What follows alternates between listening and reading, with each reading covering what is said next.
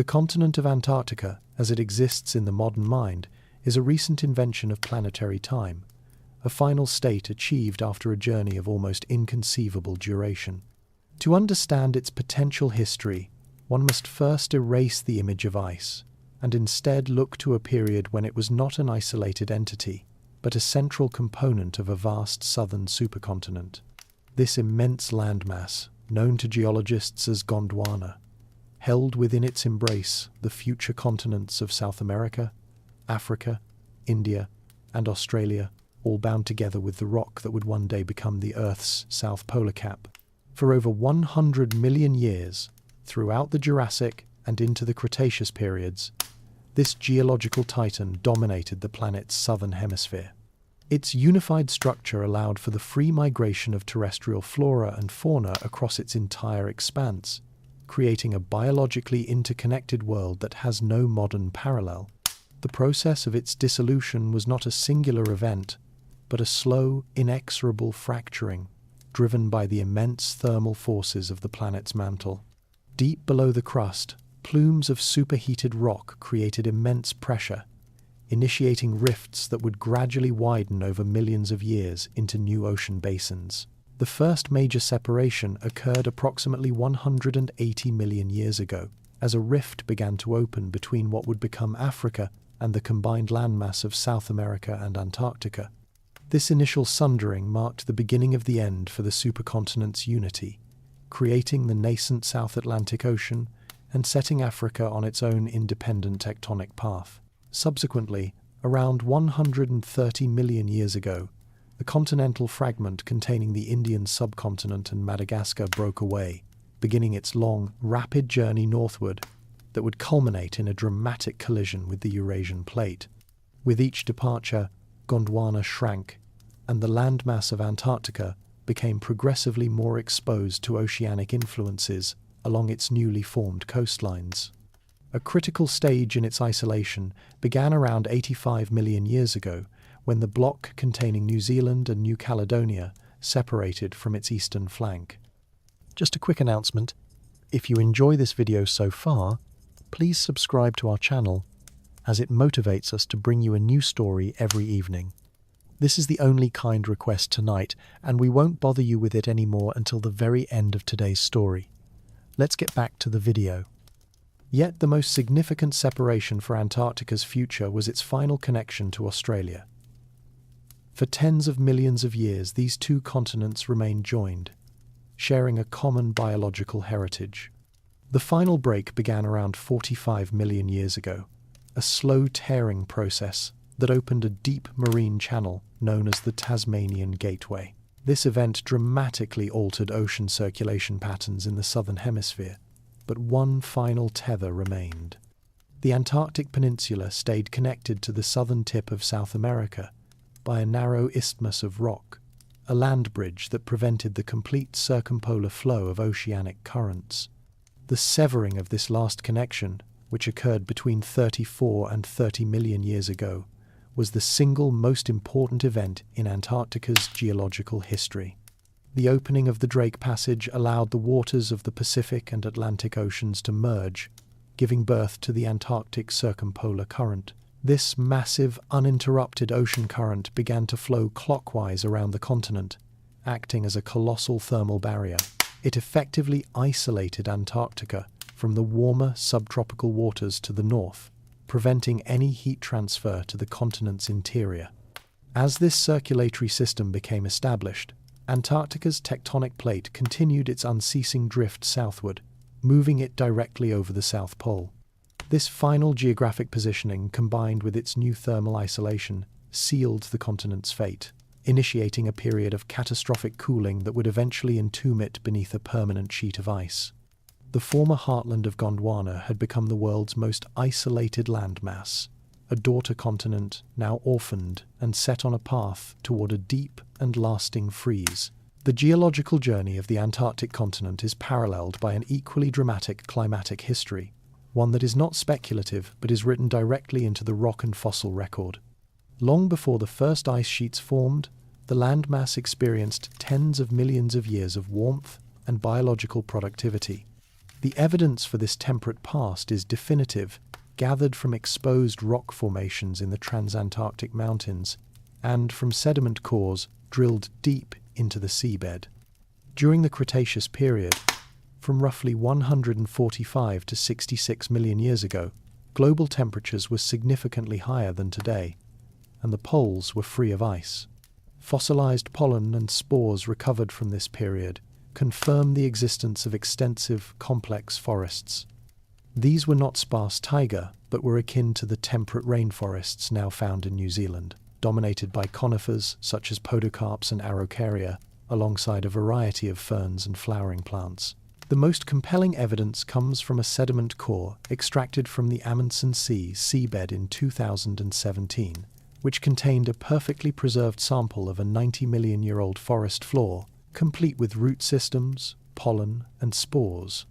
Analysis of this material indicated that the coastal regions of West Antarctica supported a swampy, temperate rainforest, where the annual mean air temperature was approximately 12 degrees Celsius, which is approximately 53 degrees Fahrenheit, an environment utterly alien to the modern frozen landscape. This hospitable climate supported a diverse and unique assemblage of fauna.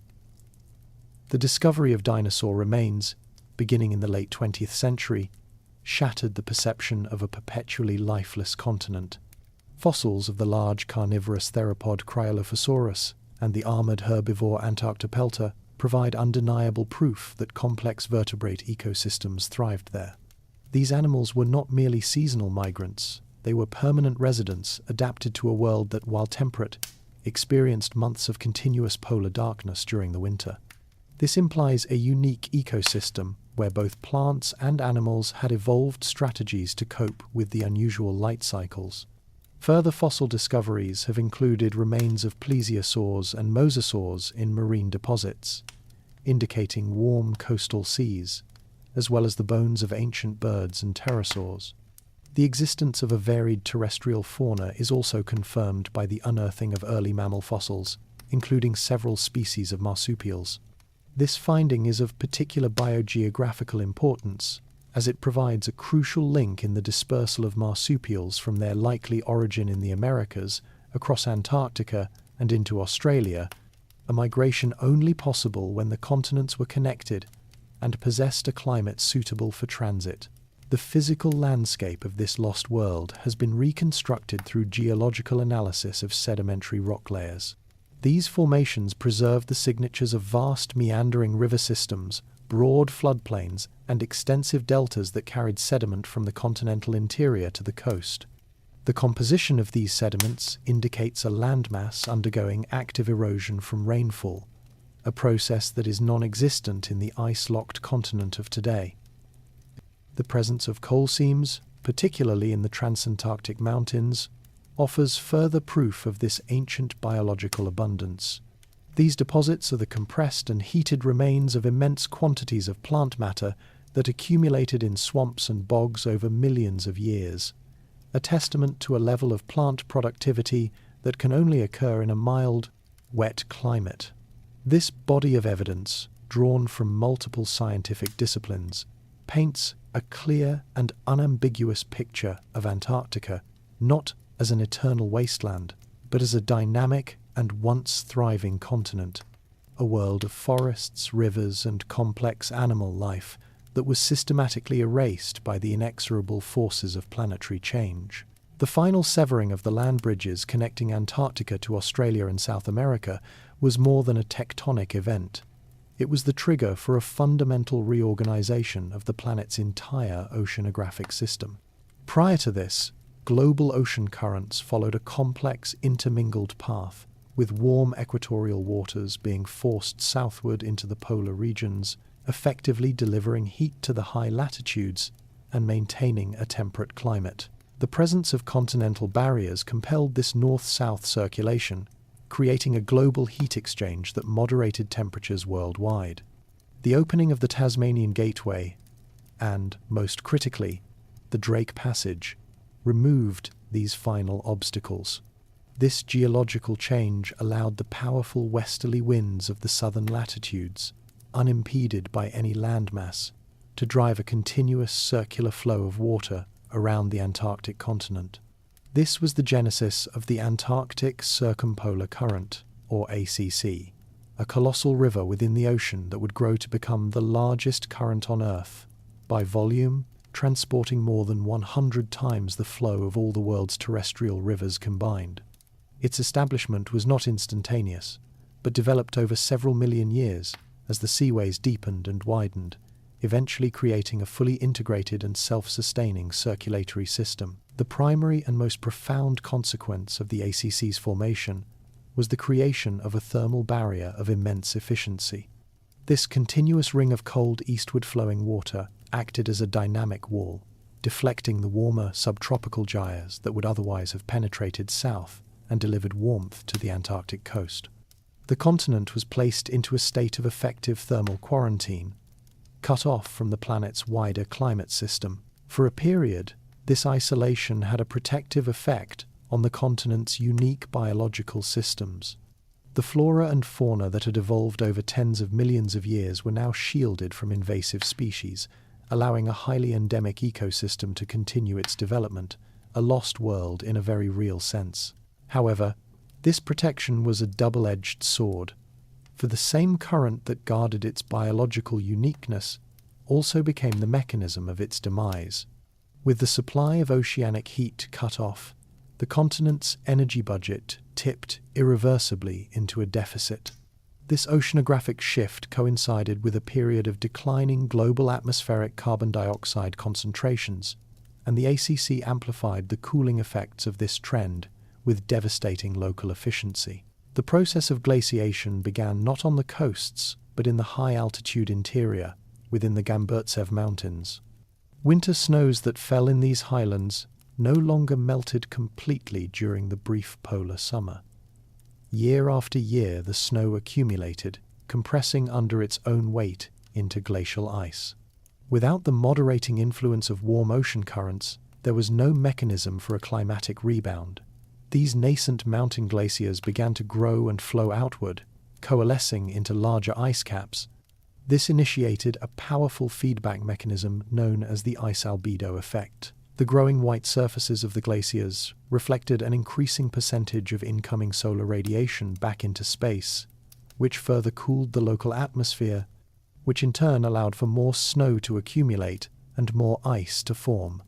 The Antarctic Circumpolar Current had not just initiated a cooling trend, it had locked the continent into a runaway process of irreversible freezing. The Great Isolation, born from the slow drift of continents, had set the stage for the entombment of an entire world, a planetary-scale event that would both preserve and ultimately erase the evidence of a temperate Antarctic past. The climatic transformation of Antarctica was not an abrupt catastrophe, but a protracted decline, a geological-scale sunset that unfolded over millions of years.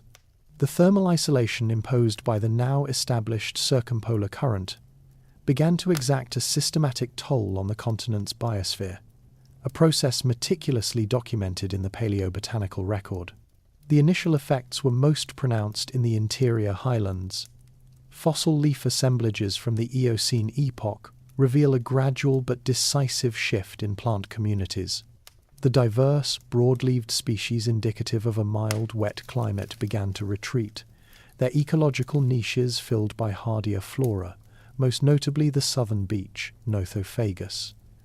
For a considerable period, these resilient forests clung to existence, adapting to progressively longer and colder winters. Analysis of fossilized wood from this era shows distinct growth rings, indicating a shift from a consistently temperate environment to one with pronounced seasonality, forcing the vegetation into a cycle of summer growth and winter dormancy, previously unknown to the continent's ecosystems. This botanical regression was mirrored by a significant faunal turnover. The unique marsupial and early mammal populations that had thrived in the Cretaceous and Paleocene warmth now faced contracting habitats and dwindling food resources.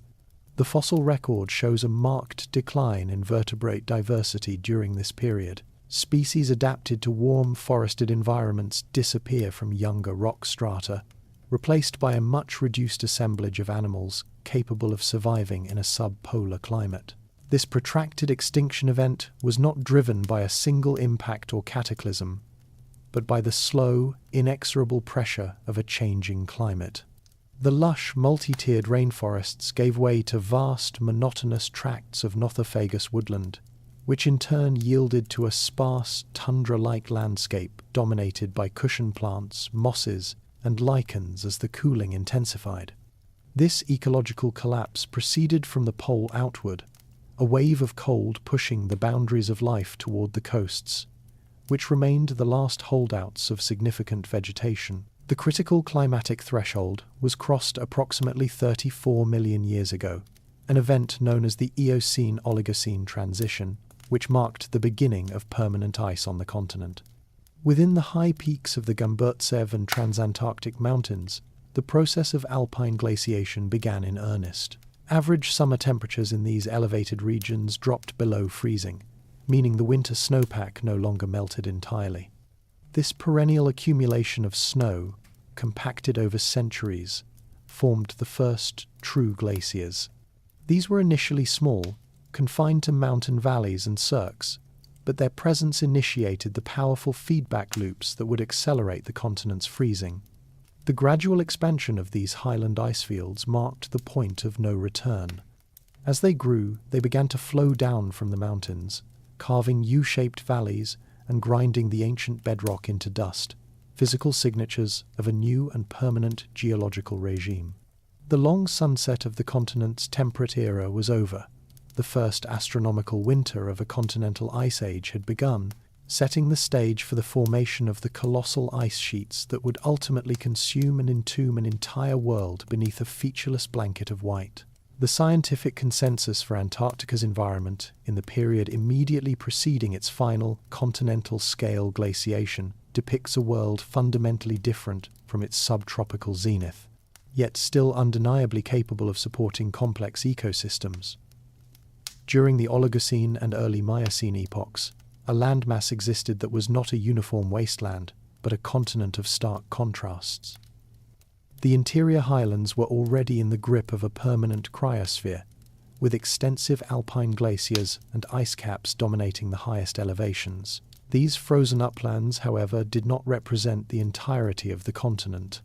Along the coastal margins, particularly on the Antarctic Peninsula and in sheltered lowland basins, a viable, if harsh, terrestrial environment persisted.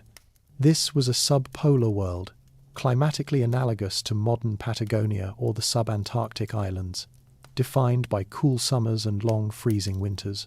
The key to its habitability lay in the influence of the surrounding ocean, which provided enough of a moderating effect to prevent the coastal regions from succumbing immediately to the deep freeze that had already claimed the interior. The botanical evidence from this final habitable phase is clear. The diverse, multi-tiered rainforests of the Eocene were gone, replaced by a far less varied but remarkably resilient flora. The dominant biome was a subpolar woodland composed almost entirely of the southern beech, Nothofagus, specifically the deciduous varieties capable of surviving months of freezing temperatures and polar darkness. Fossilized leaves and vast deposits of Nothofagus pollen from this period indicate that these forests were extensive, forming a green fringe around the continent's perimeter. Beyond the tree line, which would have been at a very low elevation, a tundra biome flourished. This landscape was characterized by a hardy ground cover of mosses, liverworts, cushion plants, and dwarf shrubs, species adapted to a short growing season and periglacial conditions. This environment was not static.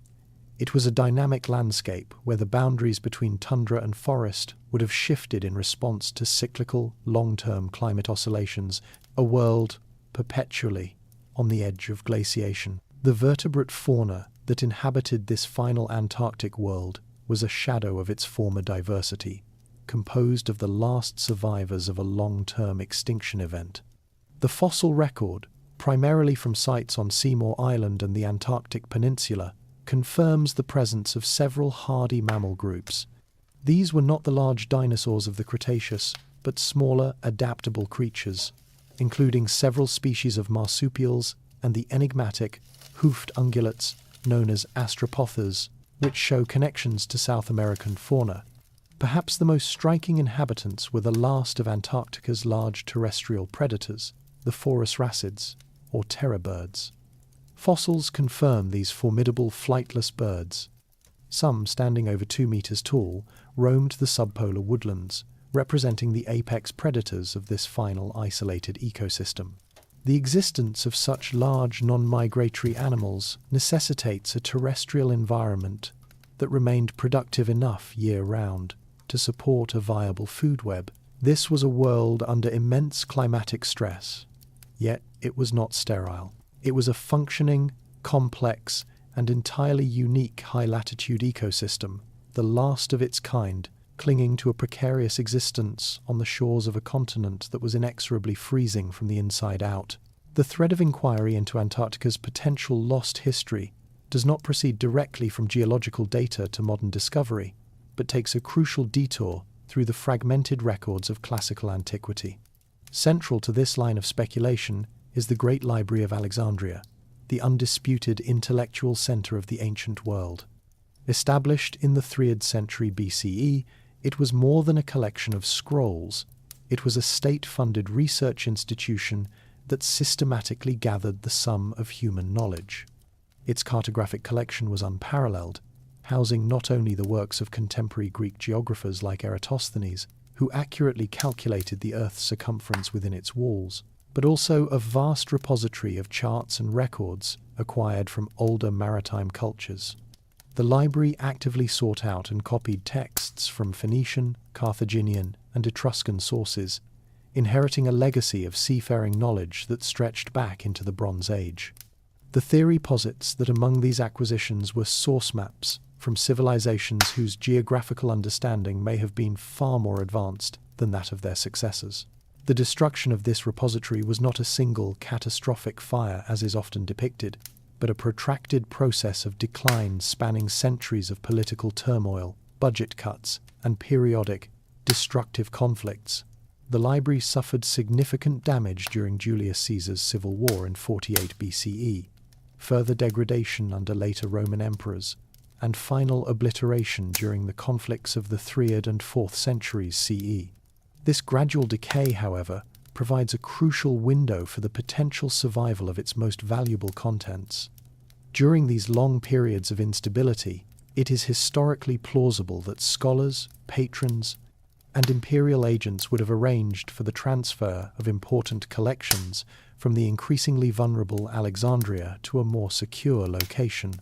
As the center of gravity of the Roman Empire shifted eastward, the logical destination for such a transfer was its new capital, Constantinople. Founded by Emperor Constantine in 330 CE, Constantinople was built to be the new Rome, and its imperial library was intended to rival and eventually surpass that of Alexandria.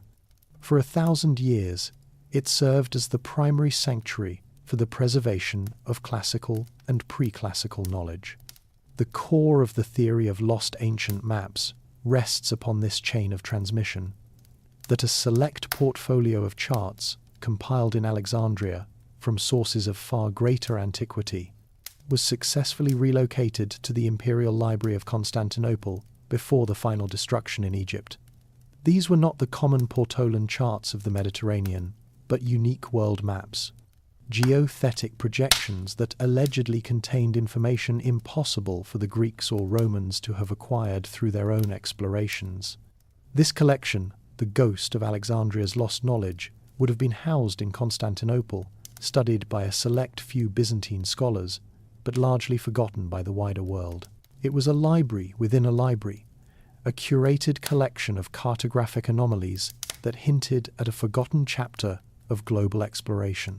This preserved knowledge would remain sequestered behind the city's formidable walls, waiting for the historical circumstances that would once again bring it to light, not in the courts of Byzantine emperors, but in the hands of the mariners and cartographers of a new and rising power.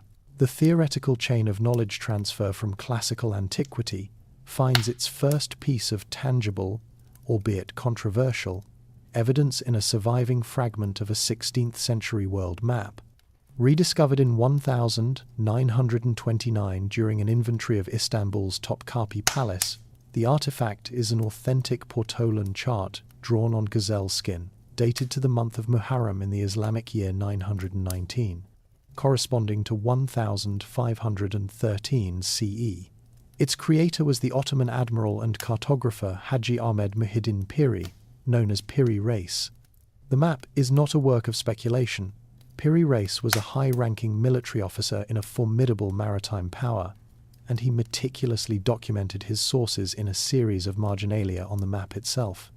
He explicitly states that to compile this chart, he drew upon approximately 20 source maps, including 8 Ptolemaic maps, 4 contemporary Portuguese maps, an Arabic map of India, and, most critically, several ancient charts dating back to the time of Alexander the Great. This explicit reference to pre-Hellenistic sources provides a direct, documented link to the potential cartographic archives of the pre-classical world.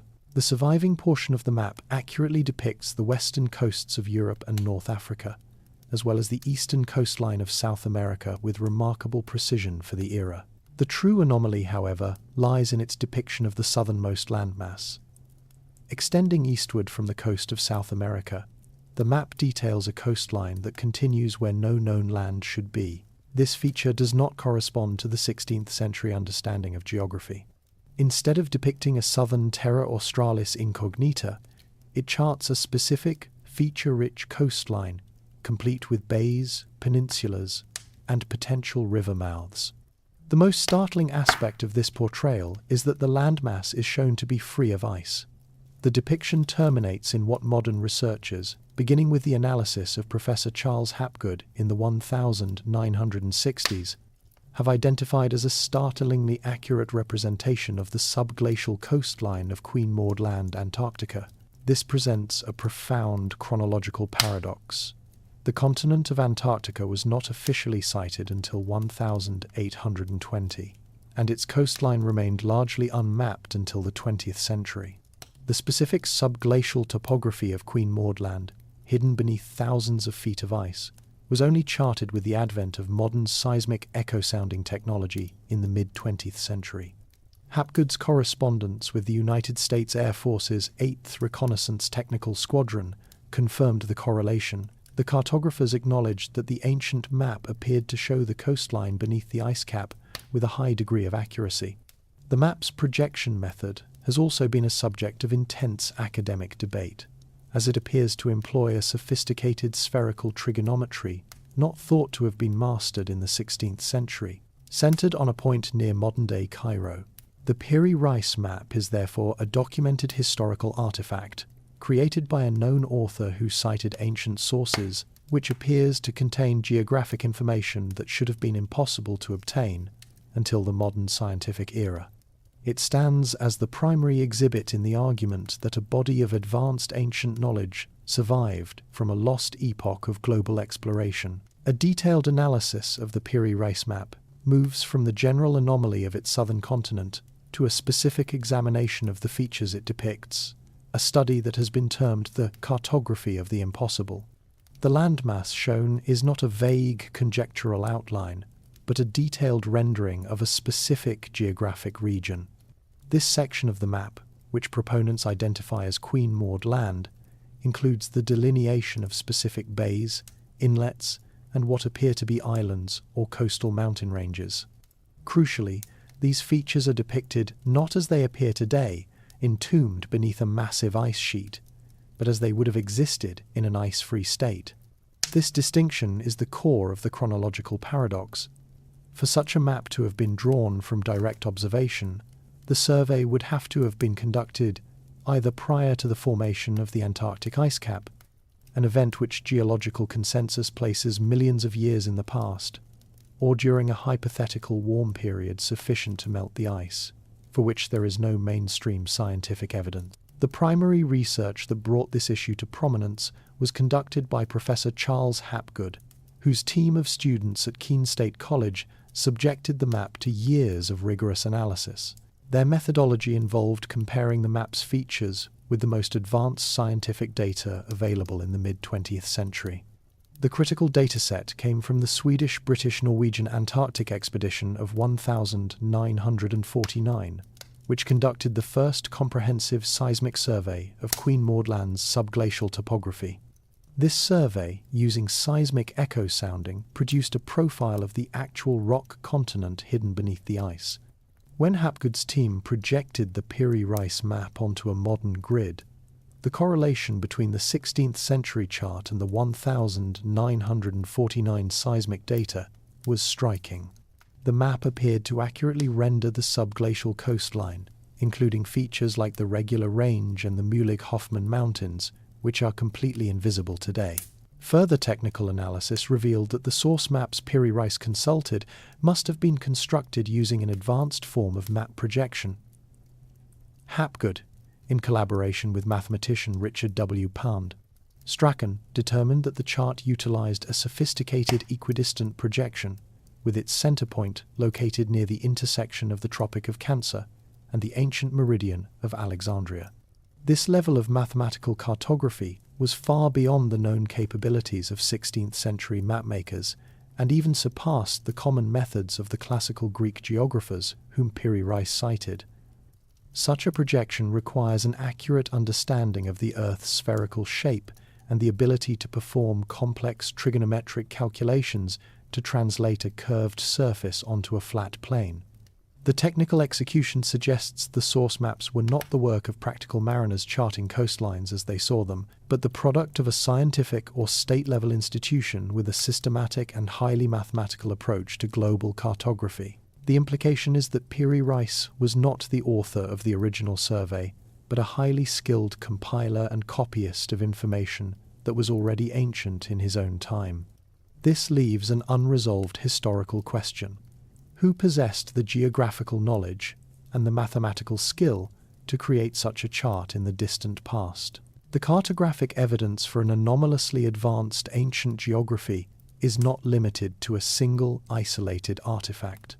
While the Piri Reis chart provides a compelling fragment, another world map, created 18 years later, offers a more complete and perhaps even more perplexing view of the southern continent. Published in 1531 by the respected French mathematician and cartographer Oronce Finet, also known as Oronteus Phineus. This heart-shaped cordiform projection of the world was included in a widely circulated edition of the book Novus Orbis. Finet was no obscure mystic. He was a contemporary of the great cartographers of his age, holding the chair of mathematics at the Collège Royal in Paris. His work was based on the best available sources of his time, yet his depiction of the southern landmass presents a geographical puzzle that has deepened, rather than resolved, with modern scientific discovery.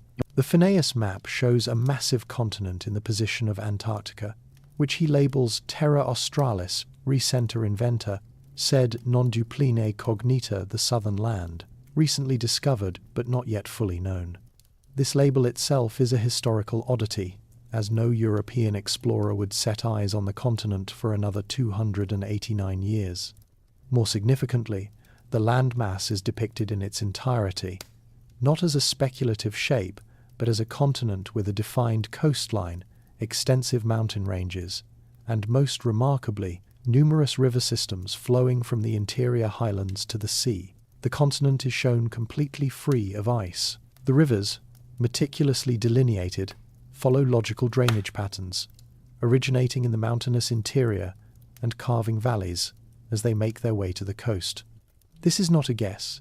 It is a detailed hydrographic and orographic representation of a living temperate continent. The analysis of this map, again pioneered by Charles Hapgood, followed the same methodology used for the Piri Reis chart.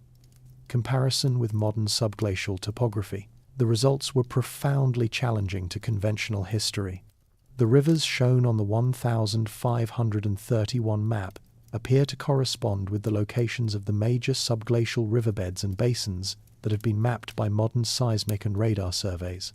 Features like the vast basin that would one day hold the Ross Ice Shelf and the channels draining the transantarctic mountains seem to be present in their pre-glacial state. Furthermore, the map shows the coastal regions as having a relatively wide continental shelf, consistent with a period of lower sea levels, while the central pole area is depicted as being largely devoid of rivers and relatively mountainous. This detail aligns with modern glaciological findings, which show that the East Antarctic ice sheet covers a massive highland plateau where the ice is at its thickest. For Finet's source map to exist, its creators would have needed to survey the continent when its rivers flowed freely and its mountains were not yet buried under miles of ice, a condition that has not existed for millions of years. Like Piri Reis, Finet was a compiler, a geographer working with sources he believed to be authentic. The Orontius Phineus map of 1531 stands as a second, independent data point, suggesting that 16th century mapmakers had access to a portfolio of ancient charts that contained a scientifically inexplicable knowledge of the Earth's southernmost continent. The chronological inconsistencies presented by the Piri Reis and Orontius Phineus maps required a radical re-evaluation of either the history of science or the history of the planet itself.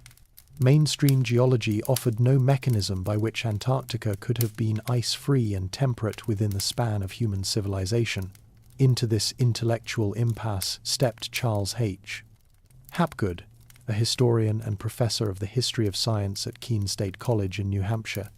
Hapgood was not a geologist, a fact his critics frequently noted, but his academic background was in synthesizing disparate historical and scientific data to form new paradigms. His analysis of the ancient maps, detailed in his 1966 book Maps of the Ancient Sea Kings, led him to conclude that the cartographic evidence was genuine, forcing him to seek a geological explanation that could accommodate it. He needed a mechanism for rapid, catastrophic climate change on a continental scale. Hapgood's proposed solution, first detailed in his 1958 work Earth's Shifting Crust, was a theory he termed Earth crust displacement. This was not a restatement of the already accepted theory of continental drift, which involves the slow movement of individual tectonic plates over millions of years. Instead, Hapgood hypothesized that the entire outer crust of the Earth, the lithosphere, could, under specific circumstances, move as a single, unified shell over the semi-molten layer beneath it, the asthenosphere. He theorized that the immense and asymmetrically distributed weight of the polar ice caps could generate a powerful centrifugal force as the planet rotates. If this force reached a critical threshold, it could destabilize the crust, causing it to slip and shift its position relative to the axis of rotation. This would be a geologically rapid event, moving entire continents into different climatic zones in a matter of a few thousand years. The consequences of such a displacement would be cataclysmic. A continent like Antarctica, previously situated in a more temperate latitude, could be shifted wholesale into the Antarctic Circle. The climatic effects would be almost immediate. The loss of direct sunlight and the influence of the polar climate would trigger a rapid and terminal glaciation. This catastrophic model provided a potential solution to the map paradox. It suggested that Antarctica could have been surveyed and mapped by an advanced civilization during the last ice age, when it was located outside the polar zone, perhaps as recently as 12,0 to 15,0 years ago. A sudden crust displacement would have then moved the continent to its current polar position, flash freezing it and preserving the evidence of its temperate past and any civilization upon it beneath a newly forming ice sheet. Hapgood's theory, while radical, was not without influential supporters. His research attracted the attention of Albert Einstein, who engaged in a lengthy correspondence with Hapgood and ultimately wrote the foreword to his 1958 book. Einstein found the core concept of a shifting crust to be mechanically plausible, stating that the idea is of a great importance to everything that is related to the history of the Earth's surface. While he disagreed with Hapgood's proposed causal mechanism, believing the weight of the ice caps alone was insufficient, he affirmed that a plausible force could exist and that the geological evidence warranted a serious investigation of the hypothesis. This endorsement from the world's most preeminent physicist lent a significant degree of scientific credibility to a theory that otherwise would have been dismissed. Charles Hapgood's work thus introduced a catastrophic non-uniformitarian variable into the debate, offering a potential, if revolutionary, explanation for how ancient maps could contain modern knowledge.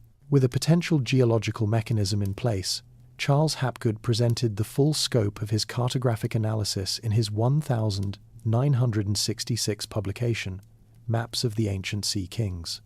The book's central thesis was as revolutionary as his geological theory.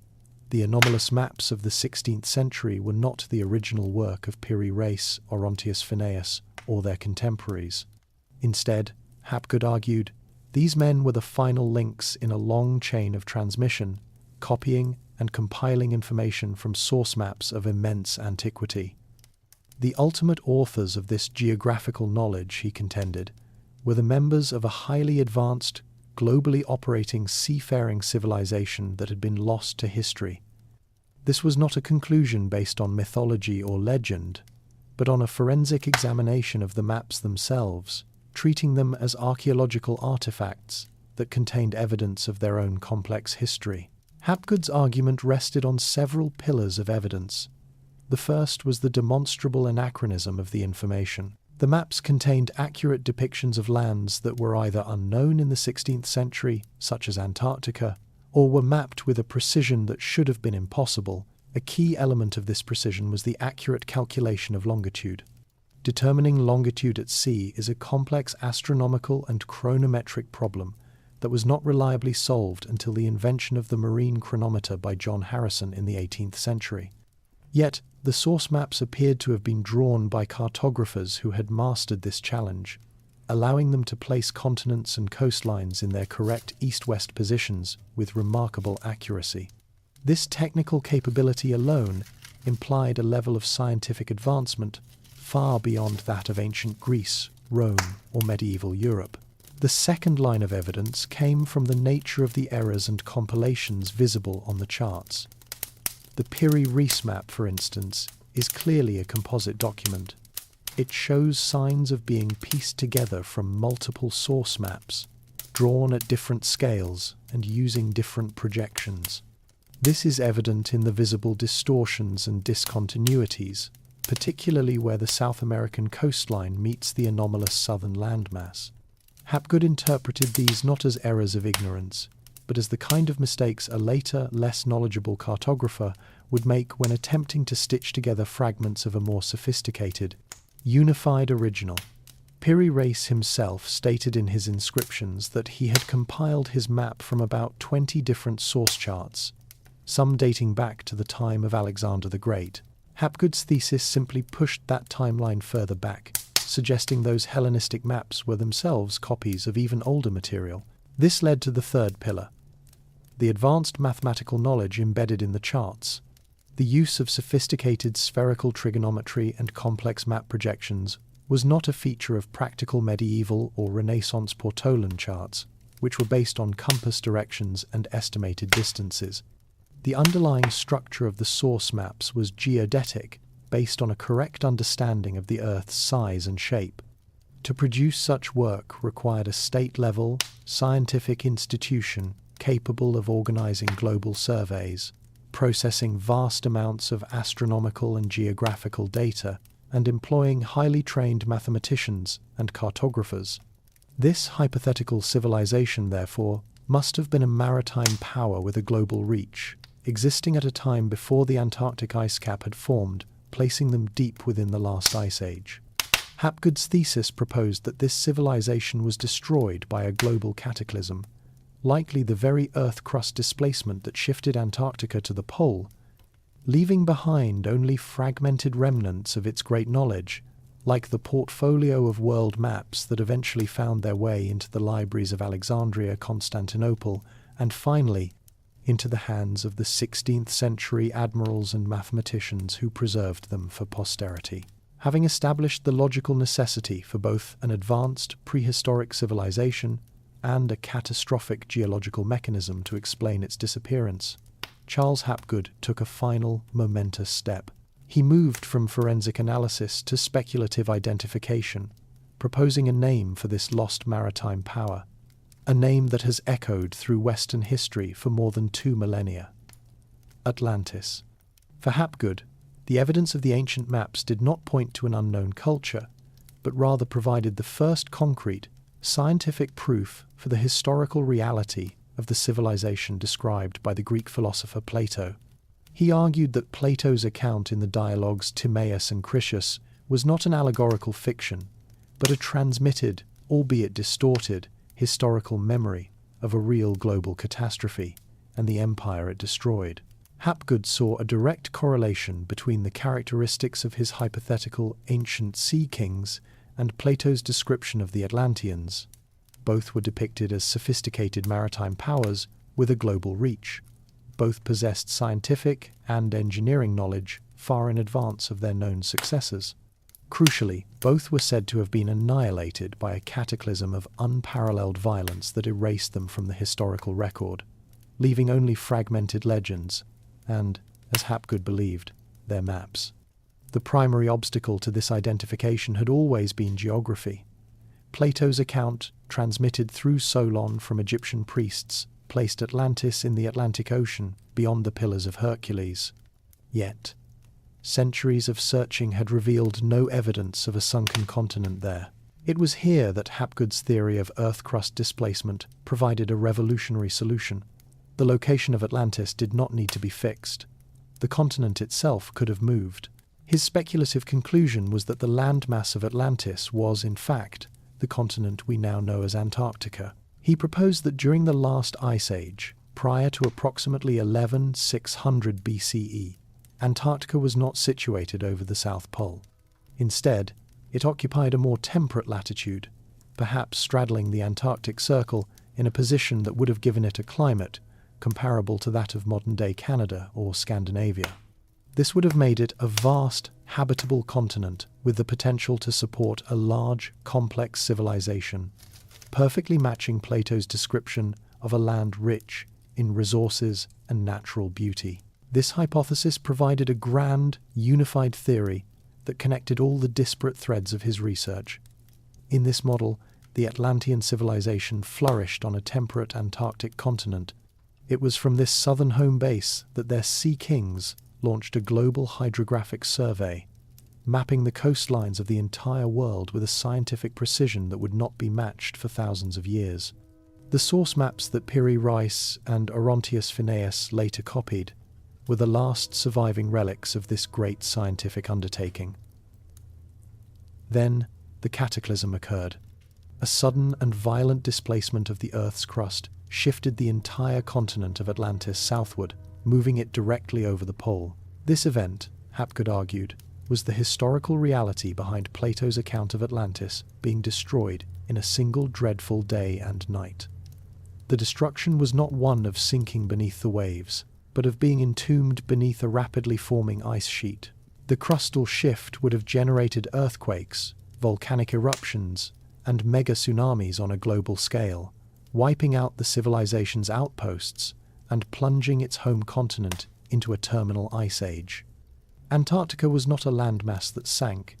It was a civilization that froze, its secrets and its final location preserved under miles of ice, waiting to be rediscovered first through the ghost-like outlines on ancient maps. For centuries, the southern continent remained a cartographic ghost, a theoretical landmass inferred from ancient maps or the demands of global symmetry. The turn of the 20th century, however, marked a definitive shift from theoretical speculation to physical ordeal. This new era, now known as the heroic age of Antarctic exploration, was driven by a potent mixture of nationalistic ambition, scientific curiosity, and the singular human desire to be the first to stand at the world's final unconquered point. While the race for the geographic South Pole captured the public imagination, the expeditions of men like Robert Falcon Scott, Roald Amundsen, and Ernest Shackleton were also profound scientific undertakings, staffed with geologists and biologists tasked with uncovering the fundamental nature of the continent.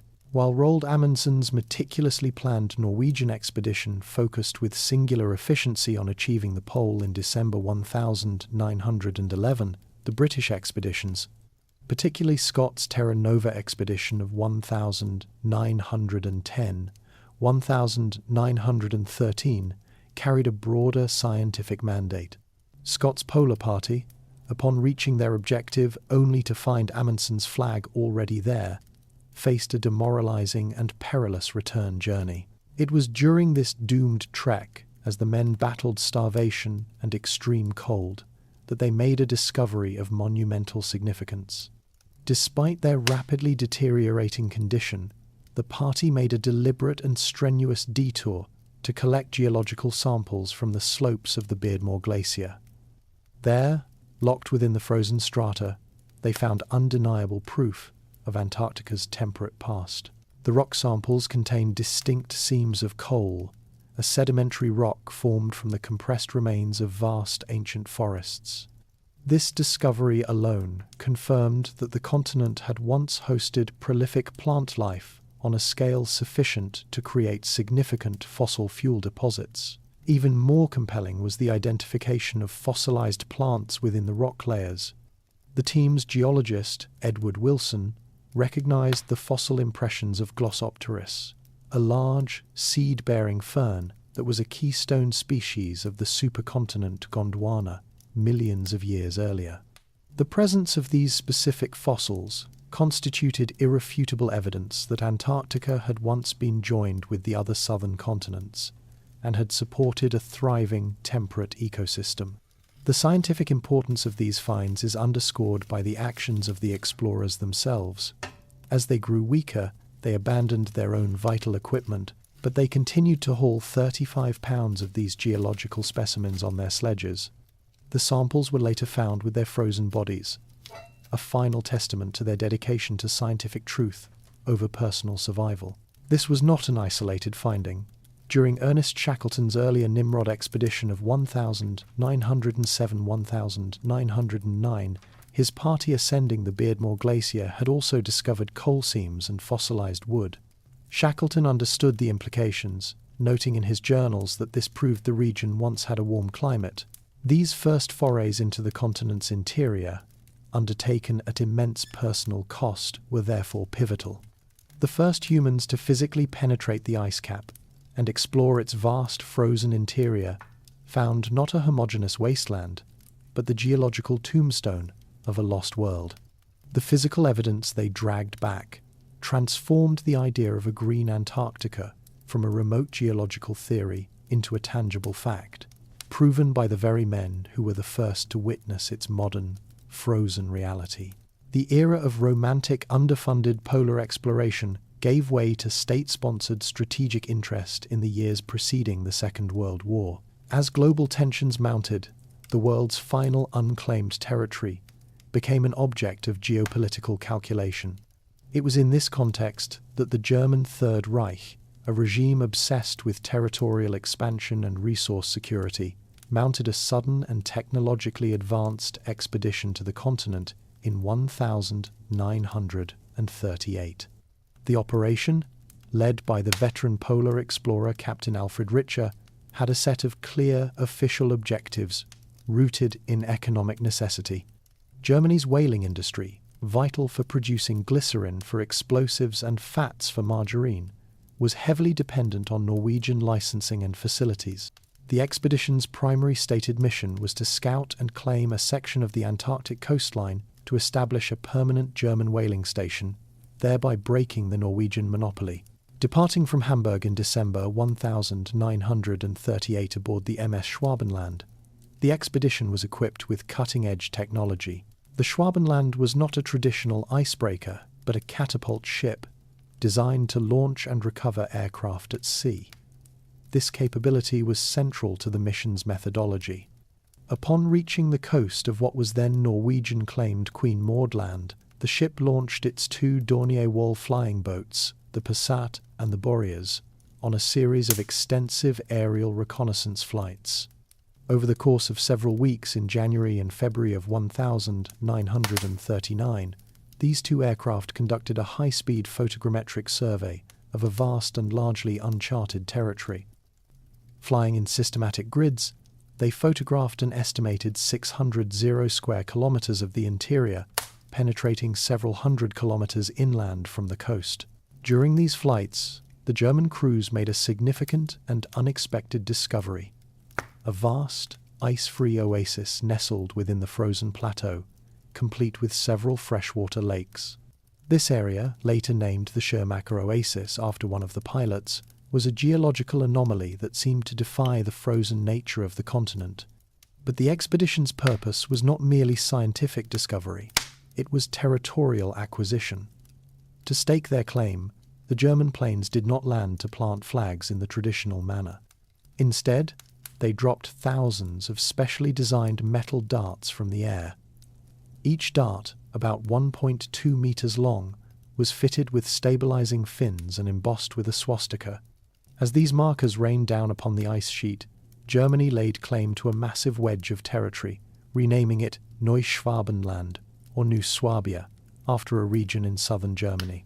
The expedition concluded abruptly, returning to Germany in April 1939, just months before the invasion of Poland and the commencement of global hostilities. No permanent base was ever established, and the German claim to New Swabia was never formally recognized by other nations. However, the sheer efficiency, technological sophistication, and suddenness of the expedition, combined with its timing on the very brink of war, created a historical vacuum that would be filled by decades of intense speculation. The documented facts: a secretive totalitarian regime, advanced aerial technology, the discovery of ice-free anomalies, and the planting of thousands of swastika markers on the world's most remote continent became the undeniable historical bedrock for a host of conspiracy theories that would emerge in the post-war world, alleging that the 1939 survey was not the end of Nazi interest in Antarctica, but merely the beginning. With the world still recovering from the Second World War, and the new fault lines of the Cold War beginning to form, the United States military executed an operation of such scale and speed that it remains an anomaly in the history of polar exploration. In the austral summer of 1946-47, the U.S. Navy launched the United States Navy Antarctic Developments Program, known publicly as Operation High Jump. This was not a small scientific survey in the tradition of Scott or Amundsen. It was a full-scale naval task force, a military invasion force dispatched to the harshest continent on Earth. The sheer magnitude of the deployment was unprecedented. The fleet, designated Task Force 68, consisted of 13 major naval vessels, including the aircraft carrier USS Philippine Sea, multiple destroyers, icebreakers, tankers, and even a submarine, the USS Senate. The personnel assigned numbered over 700 men, a mix of sailors, marines, and a small contingent of scientists. The command of this massive undertaking was given to the most famous American polar explorer of the age, Rear Admiral Richard E. Byrd, who had already led several successful Antarctic expeditions. The official objectives of Operation High Jump were multifaceted. Publicly, the mission was framed as a scientific endeavor, intended to map vast unknown regions and test new equipment in extreme cold weather conditions. The operational orders, however, revealed a clear strategic and military focus. Key goals included training naval personnel for potential polar combat, determining the feasibility of establishing and maintaining military bases on the ice, and consolidating American territorial claims over the continent. The operation was a clear exercise in power projection, a demonstration of America's post-war capability to operate a major military force anywhere on the planet. After assembling in the Pacific, the task force proceeded south, establishing a temporary base on the Ross Ice Shelf known as Little America 4. From this forward position, and from the deck of the aircraft carrier, a fleet of aircraft began an intensive campaign of aerial reconnaissance. Over a period of just a few weeks, naval aircraft flew hundreds of missions, mapping hundreds of thousands of square miles of previously uncharted territory and coastlines. The operation was a logistical masterpiece, showcasing the power of combined naval and air operations in a polar environment. Then, with a suddenness that baffled observers, the mission was cut short. Originally planned to last for 6 to 8 months, Operation High Jump was abruptly terminated in late February 1947, after only 8 weeks in Antarctica, The entire task force was recalled to the United States with immediate effect. The official reason given for the premature withdrawal was the early onset of winter and deteriorating weather conditions. However, the abruptness of the departure, combined with reports of equipment losses and personnel casualties, created a cloud of suspicion. Upon his return, Admiral Byrd was debriefed in a closed-door session by Secretary of the Navy James Forrestal. While his official report remained classified for decades, it was his alleged statements to the South American press that cemented the operation's place in conspiracy law. In a purported interview, Byrd spoke of the necessity for the United States to prepare defenses against hostile aircraft originating from the polar regions, capable of flying from pole to pole at incredible speeds. Whether accurately reported or not, these words, coming from the commander of a massive and mysteriously curtailed military operation, provided the catalyst for a new and enduring set of theories about what the US Navy had truly encountered in the Antarctic ice. The abrupt termination of Operation High Jump and Admiral Byrd's cryptic remarks to the press created a fertile ground for speculation, but it was the emergence of a document years after his death that provided the narrative nucleus for the most enduring myths. This document, purported to be the secret diary of Admiral Byrd, is considered apocryphal by mainstream historians and has a provenance that traces not to official naval archives, but to fringe publications of the 1960s. Despite its highly questionable authenticity, the text provides a detailed and dramatic account that has, for many, become the accepted explanation for the mysteries of the 1947 expedition. The narrative, often dated to a flight in February 1947, does not describe an encounter in Antarctica, but rather during a reconnaissance flight over the North Pole, yet its story has been inextricably linked to the events of High Jump in the South. According to this disputed text, during a solo flight, Admiral Byrd found himself flying not over an endless expanse of ice, but into a region of startlingly different geography. The diary entry describes passing over a mountain range and discovering a lush, green valley below, complete with forests, rivers, and meadows. The temperature outside his aircraft allegedly rose to a temperate 74 degrees Fahrenheit. More astonishingly, the narrative claims he observed large animals moving through the undergrowth, creatures that he identified as bearing a striking resemblance to prehistoric mammoths. As his aircraft proceeded deeper into this impossible landscape, it was reportedly flanked by bizarre, disc-shaped flying machines that bore a radiant, swastika-like emblem. His flight controls were rendered useless as an unseen force took command of his plane, guiding it to a gentle landing in a radiant subterranean city seemingly constructed from crystal. Upon disembarking, Byrd was supposedly met by tall, blonde, human-like emissaries who escorted him to an audience with a leader referred to only as the Master. This being explained that their domain was known as Ariane, the inner world. The Master conveyed a message of grave concern for surface humanity, citing the recent use of atomic bombs against Hiroshima and Nagasaki as a turning point that had prompted their intervention. Their race, a civilization of immense technological and spiritual advancement, had observed humanity's destructive tendencies with growing alarm. They warned that humanity was on a path to self-annihilation and that their destructive use of atomic power threatened the entire planet. The message concluded with a somber ultimatum that humanity must cease its warlike behavior and embrace a more harmonious existence. After delivering this warning, the Master had Byrd escorted back to his aircraft, which was then guided back out of the inner world. The diary concludes with an account of Byrd's return to Washington, D.C., where he reported his encounter to the highest levels of the Pentagon. According to the text, his report was immediately classified, and he was ordered under his patriotic duty to remain silent about what he had seen. The document thus frames Byrd as a man burdened with a world-changing truth that he was forbidden to share. While this narrative offers a dramatic explanation for the secrecy and sudden end of High Jump, it must be stated that no such diary exists in Byrd's official papers, and his detailed flight logs from the period record nothing of the sort. The text is almost certainly a work of fiction, a modern myth created to explain a series of genuinely mysterious historical events. The official explanation for the premature end of Operation Highjump, an early approaching winter, has never satisfied researchers who point to the immense cost and strategic planning involved in the deployment. A narrative wholly separate from the apocryphal Bird Diary began to circulate in the decades following the war, one that reframed the expedition not as a scientific survey, but as a failed military campaign.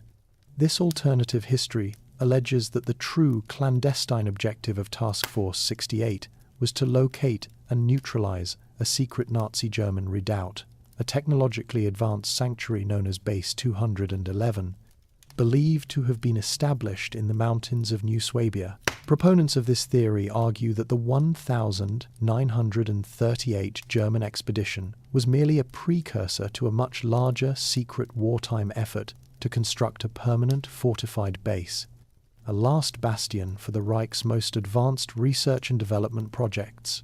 According to this version of events, the American fleet did not encounter a peaceful subterranean race, but a hostile and technologically superior military force. The rumors claim that as US reconnaissance flights began to penetrate the interior of Queen Maud Land, they were met with armed resistance from unidentified aerial vehicles. These craft, described in various accounts as circular, disc-shaped, or resembling flying saucers, were said to possess flight characteristics that defied conventional aeronautics.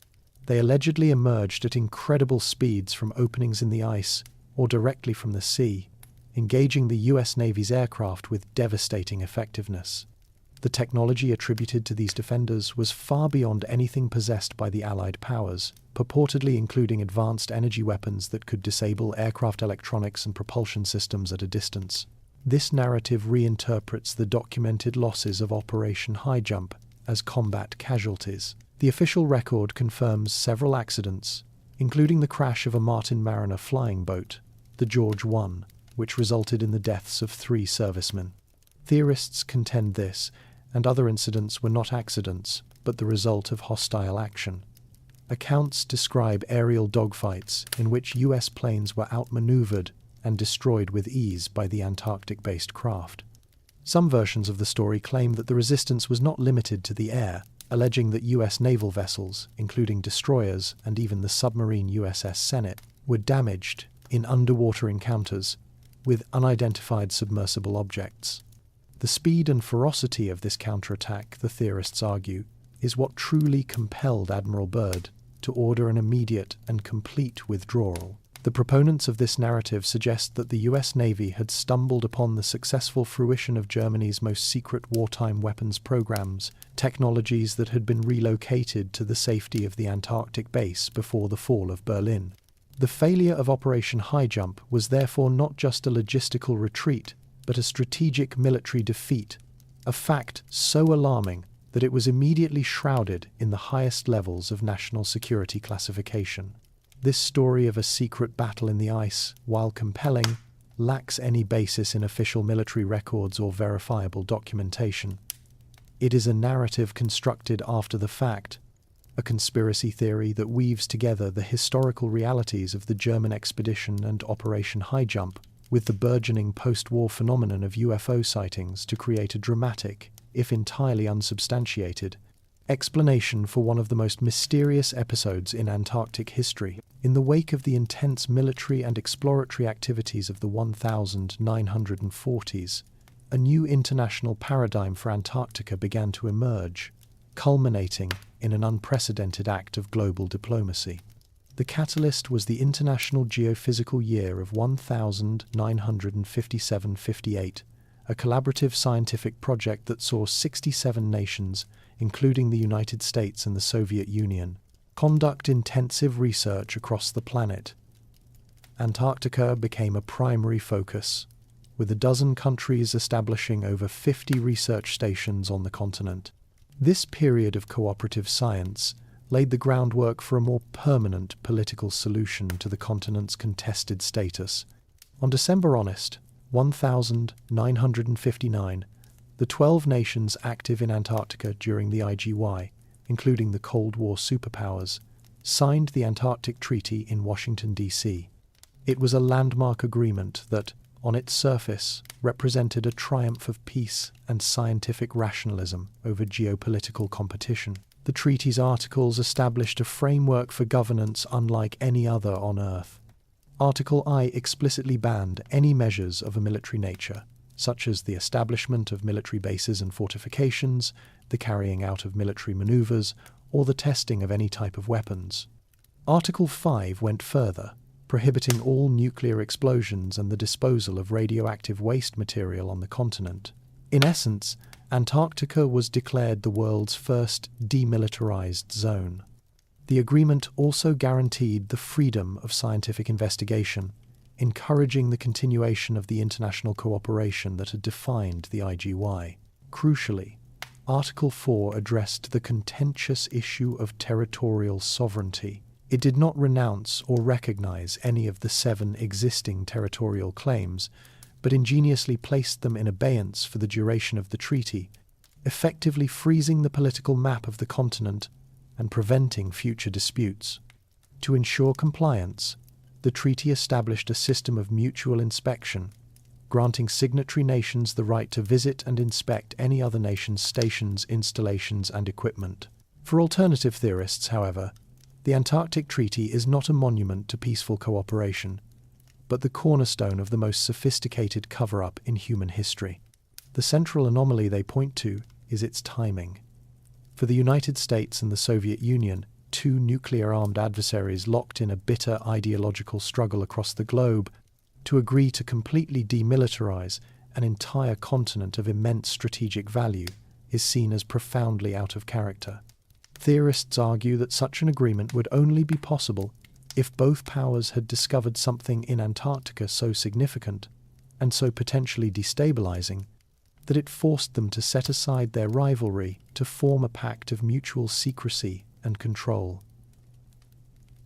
From this perspective, the treaty is a veil, an instrument designed to manage a monumental discovery. In this interpretation, the dedication of the continent to science is a plausible cover story. The science being conducted is not merely the study of ice cores and penguin populations, but the secret, coordinated investigation of whatever was found, be it ancient ruins, advanced technology, or evidence of a non-human presence. The prohibition of military activity is recontextualized as a non-proliferation agreement, designed to prevent any single nation from seizing the discovery and weaponizing its potential. The freezing of territorial claims becomes a necessary measure to prevent a global conflict over ownership of the find. The treaty's inspection rights are viewed not as a guarantee of transparency, but as a mechanism for the ruling powers to police one another, ensuring that no signatory nation breaks the pact and attempts to exploit the discovery for its own gain. The Antarctic Treaty, therefore, is seen as the official architecture of containment, an international legal framework that cordons off an entire continent, restricting access and managing information under the noble guise of peace and science. The International Geophysical Year of 1957-58, which fostered the diplomacy of the Antarctic Treaty, also yielded one of the continent's most profound and perplexing discoveries. As a Soviet scientific traverse made its way across the high interior of East Antarctica, a region believed to be a vast, relatively flat subglacial basin, their seismic soundings began to return anomalous data. The instruments, designed to measure the thickness of the ice by timing the echo of explosive charges, were indicating that the bedrock beneath them was not a plain, but was rising dramatically. The team had stumbled upon the first evidence of a massive mountain range, completely submerged beneath the ice sheet. This initial discovery was crude, offering only a low-resolution glimpse of a colossal ghost-like structure, but it was enough to establish the existence of what would be named the Gamburtsev subglacial mountains, after the Soviet geophysicist Grigory Gamburtsev. For the next 50 years, the Gamburtsevs remained one of Earth's great geographical enigmas. The sheer scale was staggering. Subsequent surveys confirmed a range roughly 100-200 kilometers long, with peaks estimated to rise to 700 meters, comparable in size and relief to the European Alps. All of this topography was entombed under an ice sheet that reached depths of up to 4 kilometers in some regions. The existence of such a range presented geologists with a fundamental paradox. Mountain ranges are formed through the collision of tectonic plates, a violent process that creates uplift. Young ranges, like the Himalayas, are high and jagged, while ancient ranges, worn down by hundreds of millions of years of erosion, are typically low and rounded. The Gamburtzevs, however, were located in the heart of the East Antarctic Craton, a geologically stable and ancient piece of continental crust where no major mountain-building event had occurred for over 500 million years. Yet, the initial data suggested a sharp, youthful topography. The mystery was not penetrated until the international AGAP project Antarctica's Gamburtsev province, an ambitious multinational effort during the International Polar Year of 2008-2009. Using aircraft equipped with advanced ice-penetrating radar, gravimeters, and magnetometers, scientists conducted the first high-resolution survey of the hidden range. The results were astonishing.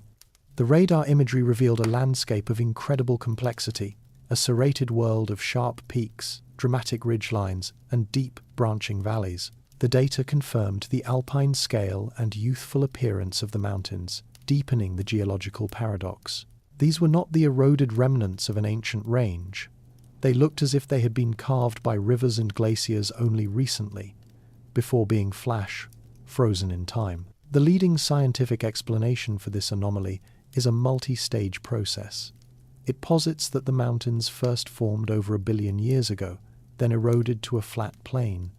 Renewed uplift, associated with the rifting that broke apart Gondwana, pushed these ancient mountain roots upwards again. In the millions of years before the final glaciation, rivers carved deep valleys into this uplifted plateau. As Antarctica cooled, these valleys filled with the first alpine glaciers, which sculpted the sharp peaks. Finally, the entire landscape was inundated by the vast East Antarctic ice sheet, which perfectly preserved the dramatic topography beneath it. The AGAP survey also confirmed the presence of liquid water at the base of the ice in many of the valleys, melted by geothermal heat and the immense pressure from above. The mapping of this vast, preserved pre-glacial world, complete with river systems and deep valleys, raises profound questions. If this was the last high-altitude region of Antarctica to succumb to the ice, its valleys could have served as a final refuge, a Shangri-La protected from the initial onset of the continental freeze. While the discovery of the Gamburtsev Mountains revealed a hidden topography, another subglacial feature, identified through decades of patient science, would capture the world's imagination as a potential cradle for isolated life. The existence of liquid water beneath the East Antarctic ice sheet was first theorized in the 1960s, but the first direct evidence came from Russian seismic soundings conducted from the Vostok Station, the coldest recorded place on Earth. The data was ambiguous, showing a strange, flat reflection at the base of the ice, but it was not until the 1970s that airborne ice-penetrating radar surveys flown by British and American teams confirmed a massive, coherent body of liquid water. The full scale of this feature was only pieced together in 1996, when scientists synthesized decades of disparate data to create a comprehensive map. The result revealed Lake Vostok, a body of fresh water comparable in surface area to Lake Ontario, with depths reaching 900 meters, all sealed beneath nearly 4 kilometers of solid ice. This immense lake had been isolated from Earth's atmosphere for at least 15 million years, making it a pristine, time capsule environment of unparalleled scientific value. The potential for discovering unique microbial life, extremophiles that had evolved in total darkness, extreme cold, and high pressure, immediately made Lake Vostok one of the most compelling targets for astrobiological research, a terrestrial analogue for frozen moons like Europa. The scientific excitement was compounded by another discovery. In 2001, aeromagnetic surveys revealed a large and intense magnetic anomaly located on the southeastern shoreline of the subglacial lake. This anomaly, a localized distortion of Earth's magnetic field measuring over 10 nanoteslas, indicated the presence of a significant geological feature beneath the lakebed. The conventional geophysical explanation suggests a region of thinned crust, possibly an ancient tectonic rift zone, allowing the Earth's mantle to be closer to the surface.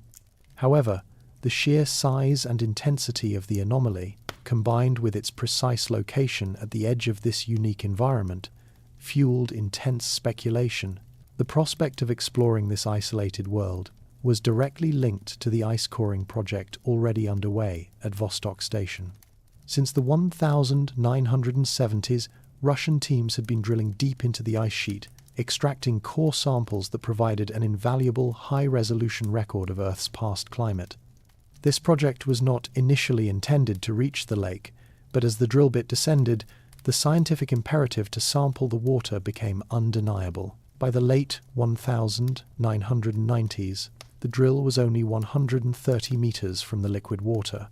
At this point, the international scientific community, led by the Scientific Committee on Antarctic Research, called for a halt. The concern was contamination. The drilling process used kerosene and freon to keep the borehole from freezing shut, and a breach into the lake could irreversibly contaminate this unique ecosystem before it could be studied. This precautionary halt initiated a decade-long international effort to develop drilling technology that could enter the lake without introducing surface microbes or chemicals. After years of research, Russian engineers designed a thermal drill head that would use a clean silicone oil fluid and controlled pressure to melt through the final layers of ice, and allow lake water to bubble up into the borehole to be collected and frozen for analysis. In February of 2012, after nearly 40 years of drilling, the team at Vostok Station finally breached the surface of the lake. The successful extraction of the first water samples marked a triumph of engineering and a new chapter in exploration, opening a direct window into a world that had been sealed off from the rest of the planet for geological eons. Extrapolating from the framework established by Charles Hapgood, a speculative picture emerges of the society that could have produced the source maps of antiquity. This would not have been a civilization analogous to the land-based empires of Egypt or Mesopotamia, but a fundamentally maritime culture, its power and identity intrinsically linked to the world's oceans. Its settlements, rather than being concentrated in a single river valley, would have formed a vast network of sophisticated port cities along the temperate coastlines of a pre-glacial Antarctica. These urban centers would have been the hubs of a global trade network, their harbors engineered to accommodate large ocean-going vessels capable of trans-hemispheric voyages. The economy would have been driven not by agricultural surplus alone, but by a complex system of international commerce, importing raw materials from other continents while exporting finished goods or unique Antarctic resources. The technological cornerstone of such a civilization would have been its mastery of nautical science. To produce maps of the accuracy suggested by Hapgood, this society must have possessed a profound understanding of astronomy, geography, and mathematics. Their primary intellectual institutions would not have been temples dedicated to agricultural deities, but great observatories and libraries of cartography. These centers would have been staffed by a highly respected class of scholar navigators who systematically collected and synthesized geographic data from across the planet. This implies the development of sophisticated instrumentation, including precise chronometers for determining longitude, a technological leap not officially achieved until the 18th century. Their ships would have been more than simple transports. They would have been floating research platforms, crewed by individuals trained in surveying, celestial navigation, and hydrography. The social structure would reflect this maritime and scientific orientation. A powerful merchant class would likely have wielded significant influence alongside a naval and exploratory elite. The political system may have resembled a thalassocracy, a maritime empire like those of the Minoans or Phoenicians. But on a global scale, power would be projected not by conquering territory, but by controlling sea lanes, establishing trade enclaves on other continents, and maintaining a monopoly on advanced geographical knowledge. This global perspective would have fostered a cosmopolitan and likely multicultural society within its Antarctic heartland, as its ports would have been melting pots of people, goods, and ideas from around the world. The civilization's architecture would have been adapted to its coastal environment. One can envision cities with extensive stone-built harbor facilities, including breakwaters, dry docks, and massive lighthouses to guide their fleets home. Urban planning would have prioritized access to the sea, with canals possibly integrated into the cities themselves. Inland, along the river systems depicted on the Orontius Phineus map, secondary settlements would have focused on agriculture and the harvesting of timber from the vast temperate forests, providing the raw materials for shipbuilding and sustenance for the coastal populations. This entire societal superstructure, economic, political, and technological, would have been predicated on the assumption of a stable world, a planet whose geography was fixed.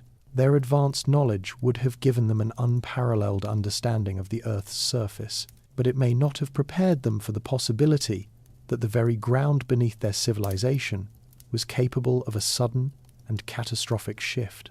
The advent of public access satellite imagery in the early 21st century transformed the study of remote geography, allowing millions of civilian researchers to scrutinize parts of the globe once visible only to state-level actors.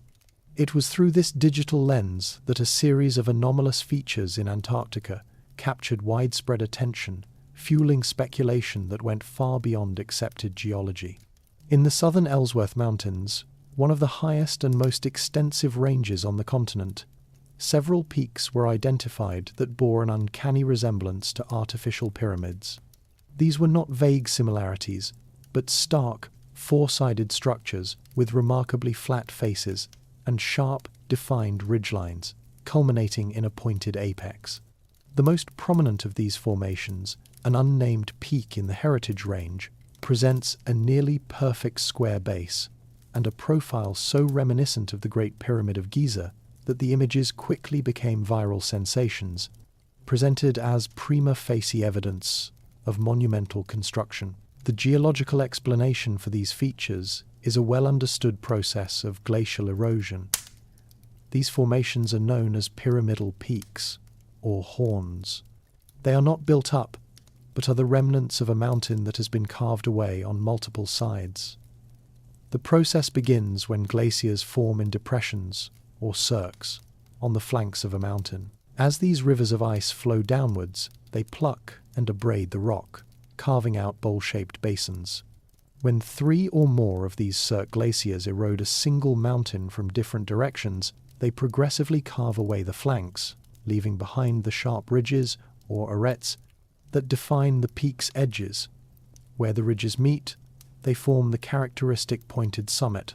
The flat sloping faces are the result of freeze-thaw weathering, or frost wedging, where water melts into cracks in the rock, freezes and expands, breaking off slabs and creating sheer cliff faces over millennia. This process is common in alpine regions worldwide. The Matterhorn in the European Alps is a classic example of a pyramidal peak. From the perspective of conventional geology, the Antarctic pyramids are simply striking examples of this natural process. The rock type in the Ellsworth Range is conducive to this type of fracturing, and the continent's long history of glaciation provides the ideal conditions for their formation. The symmetry of these particular peaks, while notable, is not considered geologically impossible, but rather a chance outcome of erosion patterns. However, for theorists proposing a pre-glacial civilization, this explanation is insufficient.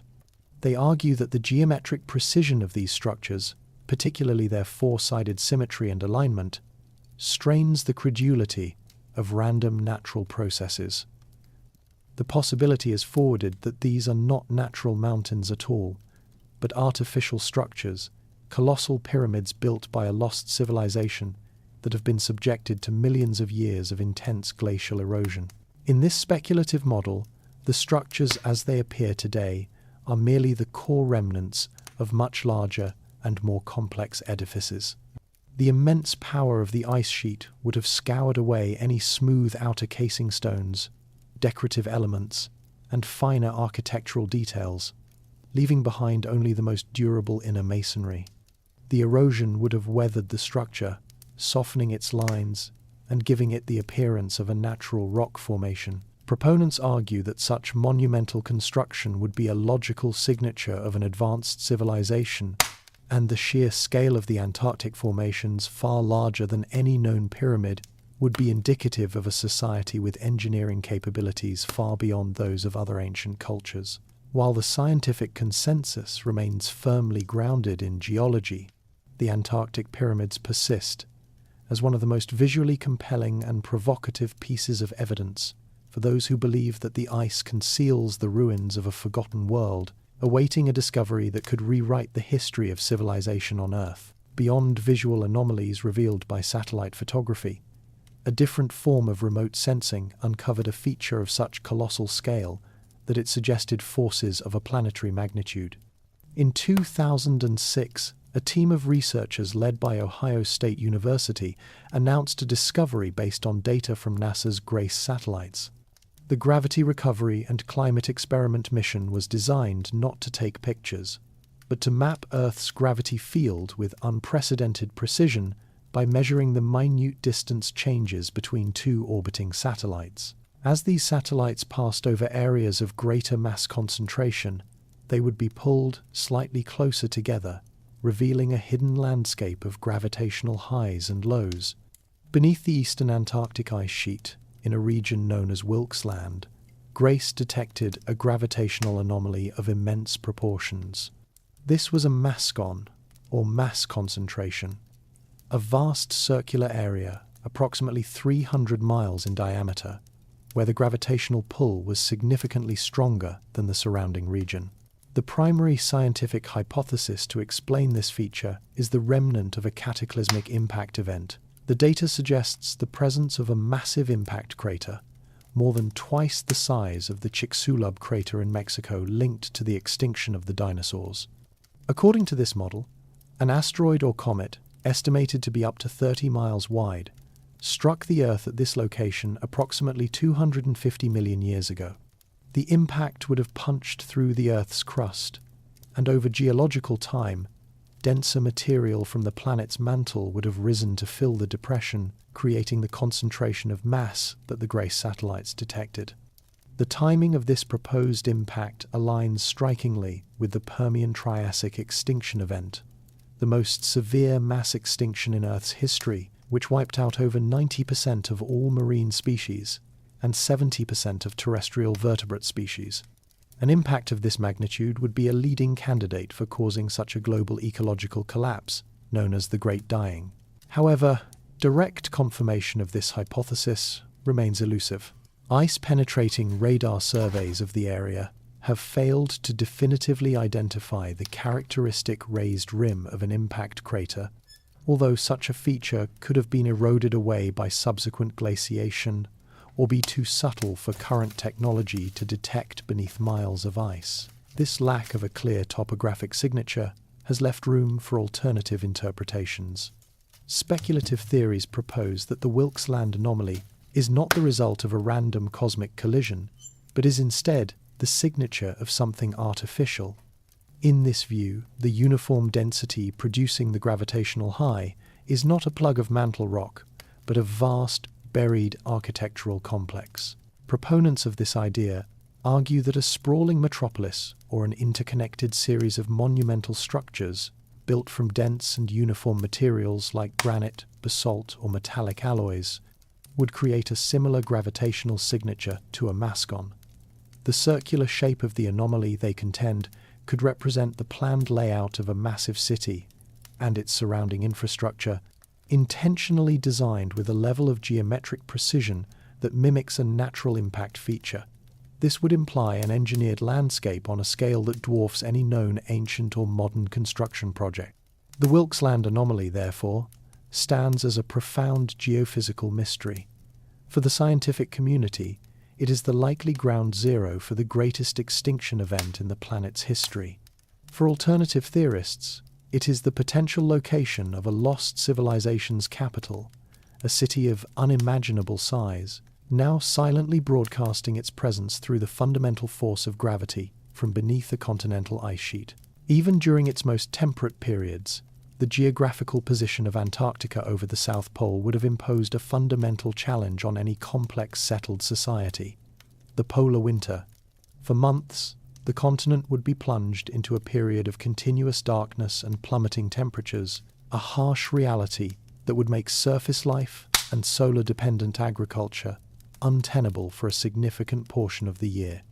Any civilization aspiring to permanence in this environment would have required a technological solution to this energy deficit, a power source completely independent of the sun. The most plausible and potent candidate lies deep within the Earth itself: geothermal energy. The theory of a geothermal society posits that an advanced Antarctic civilization would have necessarily achieved mastery over the planet's internal heat, not as a supplementary resource, but as the foundational pillar of their entire existence. The geological basis for this speculation is sound. Antarctica possesses a significant geothermal heat flux, a measure of the heat escaping from the planet's interior. This is particularly pronounced in the West Antarctic Rift System, a major tectonic feature where the Earth's crust is being stretched thin, resulting in extensive subglacial volcanic activity and high heat flow.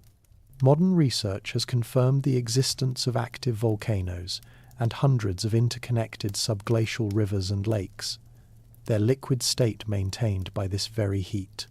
An ancient civilization with advanced engineering capabilities would have recognized this immense and reliable energy source as the key to conquering their environment. Their technological development would have been driven by the need to drill into the crust and tap this primordial furnace, creating sophisticated heat exchange systems to power their cities. This mastery would have dictated the very structure and location of their settlements. Surface cities would have been built over identified geothermal hotspots, their foundations possibly integrated with complex networks of pipes circulating superheated water or steam to provide heating for buildings and keep public spaces free of seasonal ice. This technology would have enabled the development of large-scale agriculture through vast geothermally heated greenhouses, allowing for year-round food production despite the long polar night. Such a society would have viewed the ground beneath their feet not as inert rock, but as a living, breathing source of infinite power and life. This intimate relationship with geology would have fostered an unparalleled understanding of volcanology, seismology, and subsurface engineering. As the continent began its inexorable slide into a colder climate, this reliance on geothermal energy would have provided a clear path for survival. The transition from a surface dwelling to a subterranean society would have been a logical, multi-generational engineering project, not a desperate flight. Faced with increasingly hostile surface conditions, they would have expanded their geothermal operations downward, moving critical infrastructure, then manufacturing, and finally entire habitats into the geothermally warmed bedrock. They would have engineered vast, stable caverns within volcanically active regions, creating self-contained ecosystems powered by the planet's internal heat. These subterranean cities, illuminated by advanced lighting systems and sustained by hydroponic farms, would have been completely shielded from the encroaching ice age on the surface. Such a society, with its focus turned inward and downward, could have survived the initial glaciation for millennia, becoming a world beneath the world, its existence unknown until modern technology became capable of probing the secrets buried beneath the ice. According to the catastrophic model proposed by Charles Hapgood, the end would not have been a gradual decline, but a geological instant of unimaginable violence. The mechanism of Earth crust displacement does not involve the slow drift of tectonic plates, but the sudden and rapid slippage of the planet's entire lithosphere, the solid outer crust over the semi-molten asthenosphere beneath. For a hypothetical civilization in Antarctica, the initial signs would have been deeply confusing. Seismological networks would have registered a global earthquake of a magnitude never before recorded, not originating from a single fault line, but from everywhere at once. As the crust began to break free from its rotational anchor, volcanic chains across the planet would have erupted in unison, choking the atmosphere with ash as the shifting crust induced immense pressure changes in the mantle below. The most disorienting observation would have come from the sky itself. Astronomers would have noted that the stars were beginning to move, the celestial pole appearing to drift as the ground beneath their feet accelerated on a new trajectory. The displacement itself would have been an event of almost incomprehensible destructive power. As the 30-mile thick shell of the Earth slid southward, the momentum would have generated inertial forces that would obliterate any surface structure not anchored to the deepest bedrock. Hurricane-force winds would have scoured the land, as the atmosphere, lagging behind the rapidly moving ground, created a global atmospheric shear. The oceans, behaving like water sloshing in a violently shaken basin, would have been thrown from their beds, generating mega tsunamis thousands of feet high. These walls of water would have inundated coastlines across the globe, erasing entire landmasses in a matter of hours. For the inhabitants of a temperate Antarctica, the initial phase of the cataclysm would have been defined by this tectonic and hydrological chaos, a planetary-scale disaster that would have made survival on the surface an impossibility. The true end, however, would have been climatic. As the continent violently shifted thousands of miles, its final destination was the barren, geographically isolated South Pole. The instantaneous movement into the Antarctic Circle would have triggered a climatic shift of unparalleled speed. The thermal protections afforded by its previous, more temperate latitude would have vanished in a matter of days. The warm ocean currents that once bathed its shores would be replaced by the frigid, newly forming circumpolar flow. Atmospheric temperatures would have plummeted with catastrophic rapidity. What began as torrential cataclysmic rainfall would have turned to sleet, then to a flash-freezing ice storm that entombed the landscape in a crystalline sheet. This would have been followed by a blizzard of continental scale, a perpetual snowfall that would continue, uninterrupted, for thousands of years, burying the evidence of the devastation under miles of accumulating ice.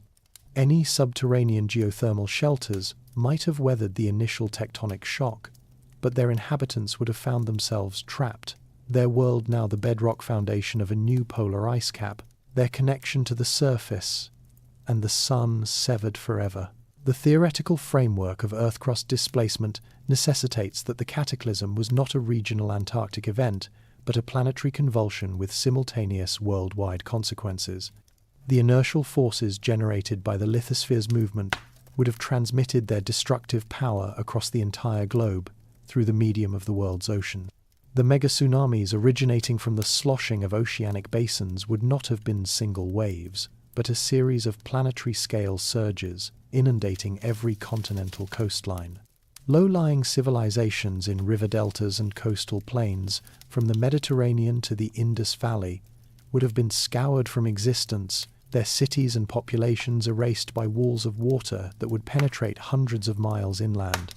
This hydrological violence would have been accompanied by a global atmospheric shear, generating winds of supersonic speeds that would have stripped topsoil, leveled forests, and rendered all surface travel impossible.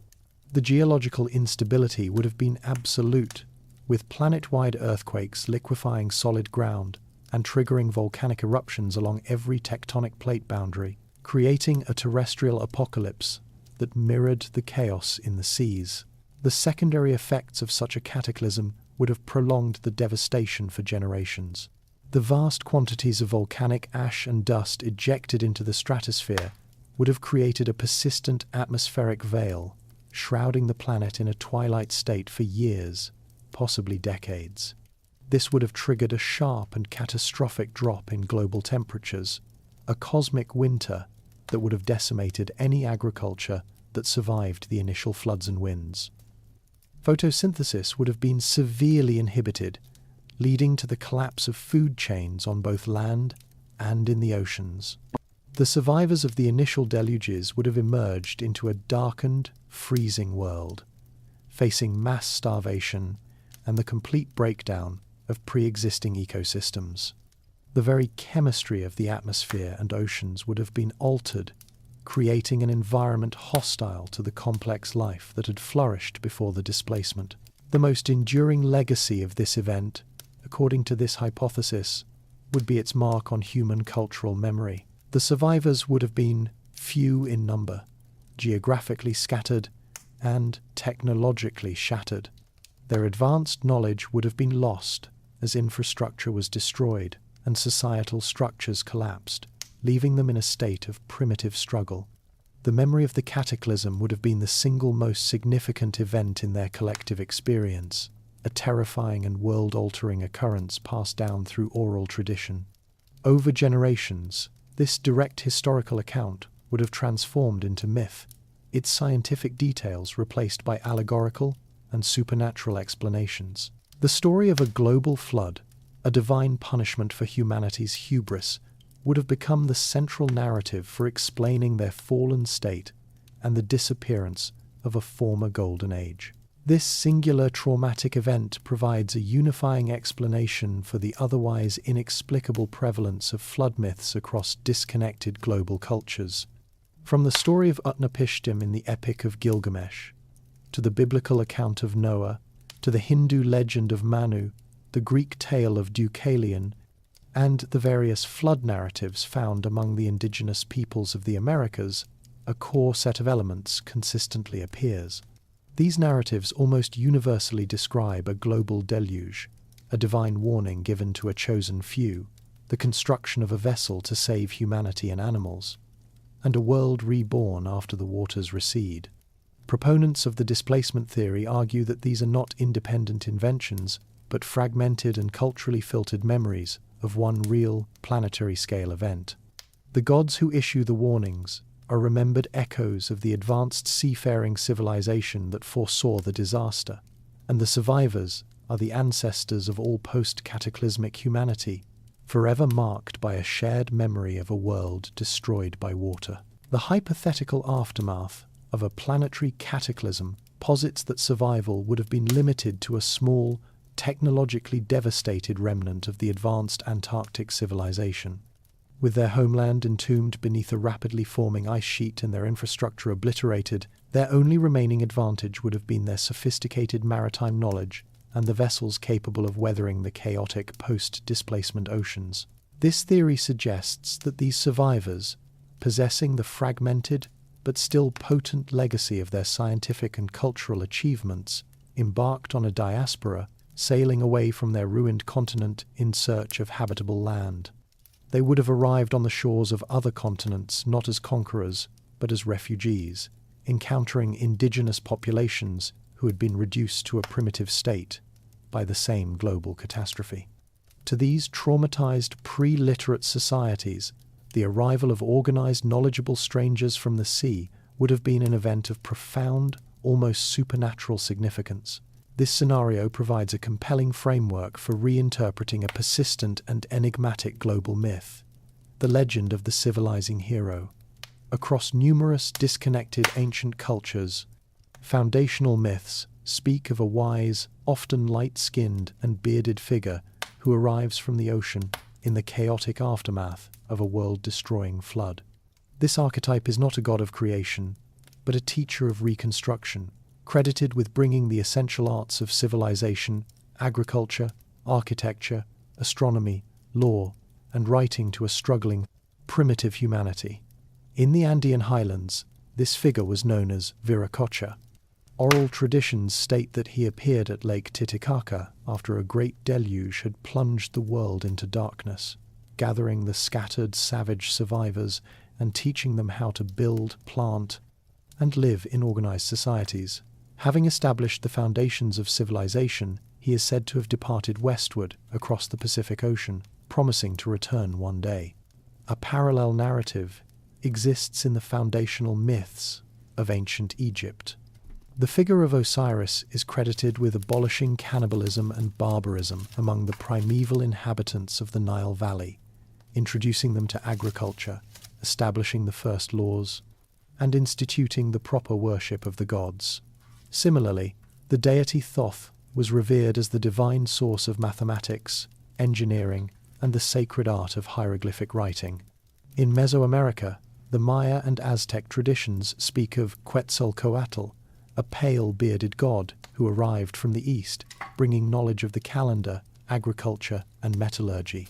Like Viracocha, he too sailed away, vowing a future return. These figures are not described as ethereal spirits, but as physical beings who walked the earth, organized societies, and imparted practical, applicable knowledge. Proponents of the Antarctic survivor hypothesis argue that these are not independent mythological inventions, but culturally filtered historical accounts of the same group of technologically advanced refugees. The survivors of the Antarctic cataclysm, arriving on foreign shores, would have possessed knowledge far beyond that of the local inhabitants. Their understanding of astronomy would have allowed them to create accurate calendars for agriculture. Their mastery of mathematics and engineering would have enabled the construction of the precise megalithic structures that still baffle archaeologists at sites like Tiahuanaco and Giza. Their organized social structures and legal codes would have appeared as divine edicts to tribal peoples. Over time, the memory of these mortal teachers would have been elevated to divine status, their historical reality preserved in the allegorical form of the civilizing god. Their legacy, therefore, is not a civilization rebuilt in their own image, but the seeds of knowledge they planted, which catalyzed the sudden and often inexplicable rise of the world's great ancient cultures. A civilization capable of mapping the globe with longitudinal precision would logically possess highly advanced predictive sciences. The very forces that would lead to a crustal displacement, such as imbalances in the lithosphere's mass or subtle changes in the planet's rotational dynamics, would likely have been detectable to a society with sophisticated astronomical, geological monitoring systems. Faced with the certainty of a planetary-scale extinction event, the civilization's leadership would have confronted a stark choice. If physical survival for the entire population was impossible, and even the diaspora of a few ships would carry only a fraction of their accumulated knowledge, the most critical imperative would shift from the preservation of people to the preservation of a legacy. The ultimate project of this doomed society would therefore be the construction of a repository, a time capsule designed to survive not only the cataclysm itself, but the subsequent millennia of environmental change, intended for a distant future heir to their world. The design of such an archive would have required solutions to engineering challenges of an unprecedented scale. The structure would need to be located deep within the continental bedrock, far from the coastlines that would be obliterated by mega tsunamis, and in a region of maximum geological stability to withstand the tectonic violence of the displacement. The now buried Gamburtsev Mountains, a stable craton in the continent's interior, represent a plausible location for such a subterranean complex. The facility would have to be self-sufficient, likely powered by the same geothermal energy that would have sustained their society, tapping into the planet's internal heat to maintain the archive's integrity and internal environment indefinitely. The structural engineering would need to account for the unimaginable pressure that would eventually be exerted by miles of overlying ice, demanding materials and construction techniques far beyond any known historical equivalent. The medium chosen for storing the information would be the most critical element of the project. Organic materials like paper or papyrus would be useless, and even inscribed stone or clay tablets would be too bulky and fragile. An advanced civilization would likely have developed a more durable and high-density form of data storage. Speculation points toward information encoded within the molecular structure of artificial crystals, perhaps massive quartz or diamond-like structures, capable of holding zettabytes of data in a permanent, incorruptible state. Alternatively, the knowledge could have been etched onto plates of a non-corroding metallic alloy, such as one based on gold or platinum, using techniques that inscribed information at a microscopic or even atomic level. This would ensure that the records remained physically intact and legible after tens of thousands of years in a static, supercooled environment. The contents of this archive would represent the totality of their civilization's achievements. It would contain not just scientific and mathematical formulas, but their complete history, philosophy, and artistic expressions. Detailed astronomical charts, a full mapping of the human genome and the planet's biosphere, complex metallurgical and engineering schematics, and perhaps most importantly, a detailed account of the cyclical nature of Earth crust displacement, serving as both a record and a warning. It would be a complete library of a lost world, a final testament intended for a future civilization that had achieved the technological means to discover it. As the final cataclysm struck and the flash freeze began, the very ice that entombed their world would become the archive's ultimate guardian. The accumulating glaciers would seal the subterranean library beneath a shield thousands of feet thick, protecting it from erosion, radiation, and any premature discovery, creating the most perfectly preserved archaeological site in the planet's history, awaiting a time when humanity was ready to reclaim its lost inheritance. Beyond the realm of historical maps and geological data lies a body of anecdotal evidence that is both compelling and entirely unverifiable. The extreme logistical and political restrictions imposed by the Antarctic Treaty create an environment where official information is tightly controlled, fostering a subculture of clandestine testimony from individuals claiming to have been part of secret military or scientific programs. These accounts, emerging from the fringes of public discourse, form a modern folklore of discovery, a narrative built on whispers from those who allege to have seen what lies beneath the ice. The sources of these claims are almost invariably anonymous, their identities shielded by justifications of national security oaths and the threat of severe legal or personal repercussions. The archetype of the Antarctic insider is a recurring one: a retired US Navy pilot, a former Special Forces operator who provided security for a classified excavation, a civilian contractor working with ground-penetrating radar, or a disillusioned scientist from a national polar program. Their stories surface not in peer-reviewed journals, but in transcribed interviews on late-night radio, cryptic posts on encrypted web forums, and third-hand accounts within books on alternative history. Despite the disparate and uncoordinated nature of these alleged sources, their testimonies exhibit a remarkable degree of internal consistency. A central and recurring claim involves the discovery of vast artificial structures through advanced remote sensing technologies. These anonymous figures speak of ground-penetrating radar surveys, originally intended for geological mapping, that returned data showing immense geometric patterns and right-angled formations deep beneath the ice sheet. Some accounts describe being part of drilling operations, such as the efforts at Lake Vostok, which allegedly punched through the ice into open, non-natural caverns, revealing carved walls, or the upper sections of buried megalithic structures, before the projects were abruptly halted and the data classified. Other testimonies speak of missions to geothermal oasis ice caves warmed by volcanic vents where teams reportedly found entrances to extensive subterranean complexes, their doorways sealed by unknown mechanisms or technologies. The descriptions consistently point to architecture on a scale that dwarfs known ancient monuments, built from materials that appear impervious to the crushing weight of the overlying glaciers. A second major theme in these insider accounts is the discovery of technological artifacts. Testimonies often describe the recovery of objects from these buried sites that defy conventional metallurgical and physical analysis. Former personnel allege the handling of metallic fragments that were impossibly lightweight yet stronger than titanium, exhibiting no signs of corrosion after supposedly being encased in ice for millennia. More dramatic stories involve the discovery of dormant but still functioning devices. One persistent narrative involves a former naval engineer who claims to have witnessed a large, dark, triangular object being extracted from the ice, which was cold to the touch but emitted a low-frequency hum, suggesting an internal power source that had remained active for an unknown duration. These technological claims are often linked back to the alleged encounters of Operation High Jump, with insiders suggesting that the discoveries made in the post-war period were the catalyst for the intense and secretive military interest in the continent.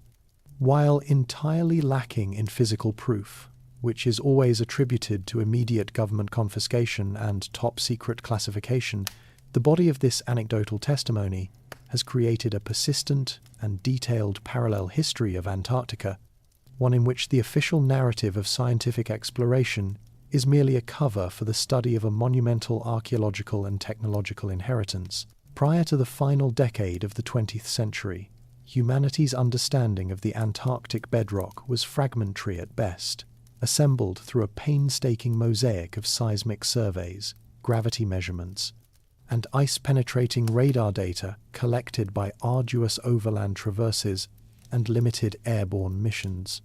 While these efforts confirmed the continental nature of the landmass hidden beneath the ice, they produced a map with vast regions of unresolved low-fidelity detail. The technological leap into advanced satellite-based remote sensing promised to change this, offering the potential for a complete and uniform survey of the subglacial world. It is within this context of emerging technology that a persistent and detailed claim has arisen concerning a covert mapping project, one whose alleged findings were so profound they were immediately suppressed. According to specific accounts within alternative research circles, a top-secret program, sometimes referred to by the acronym COSMIC, was initiated in the late 1980s and became fully operational throughout the 1990s. The central assertion is that a constellation of military reconnaissance satellites, publicly designated for other purposes such as oceanographic or climate studies, were equipped with a new generation of synthetic aperture radar and interferometric systems. These instruments were reportedly capable of emitting signals at frequencies that could penetrate the entire thickness of the Antarctic ice sheet, reflecting off the bedrock below to generate a high-resolution topographical map of the continent's true surface.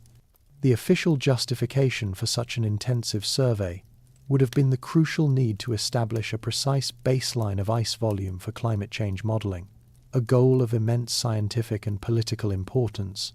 The program, as the theory contends, was an overwhelming success, collecting terabytes of raw data over several years of orbital passes. When processed, this data yielded the first complete, detailed three-dimensional model of the ice-free Antarctic continent. However, the resulting map revealed far more than the expected mountains, valleys, and fossilized river systems. The claims state that the data showed clear evidence of large-scale, non-natural features. These were not ambiguous formations, but immense geometric layouts, rectilinear patterns, and grid-like structures covering thousands of square miles. Consistent with the remnants of widespread urban development, the findings allegedly pointed to a massive architectural complex, particularly within the region of the Wilkes Land anomaly, and extensive structural remains within the now-buried valleys of the Gamburtsev mountain. The reaction to this discovery, according to the narrative, was immediate and decisive. Instead of being prepared for public release to the international scientific community, the entire cosmic dataset and all resulting topographical models were assigned a level of security classification far exceeding that of any civilian geological survey. The data was allegedly sequestered within the archives of the National Reconnaissance Office and the National Security Agency, its existence denied, and its findings accessible only to a select group of military and intelligence analysts. The scientists who processed the data were forced to sign binding national security oaths, effectively silencing them. This alleged classification explains, for proponents of the theory, the conspicuous absence of any public scientific papers from the 1990s announcing the complete mapping of the Antarctic bedrock.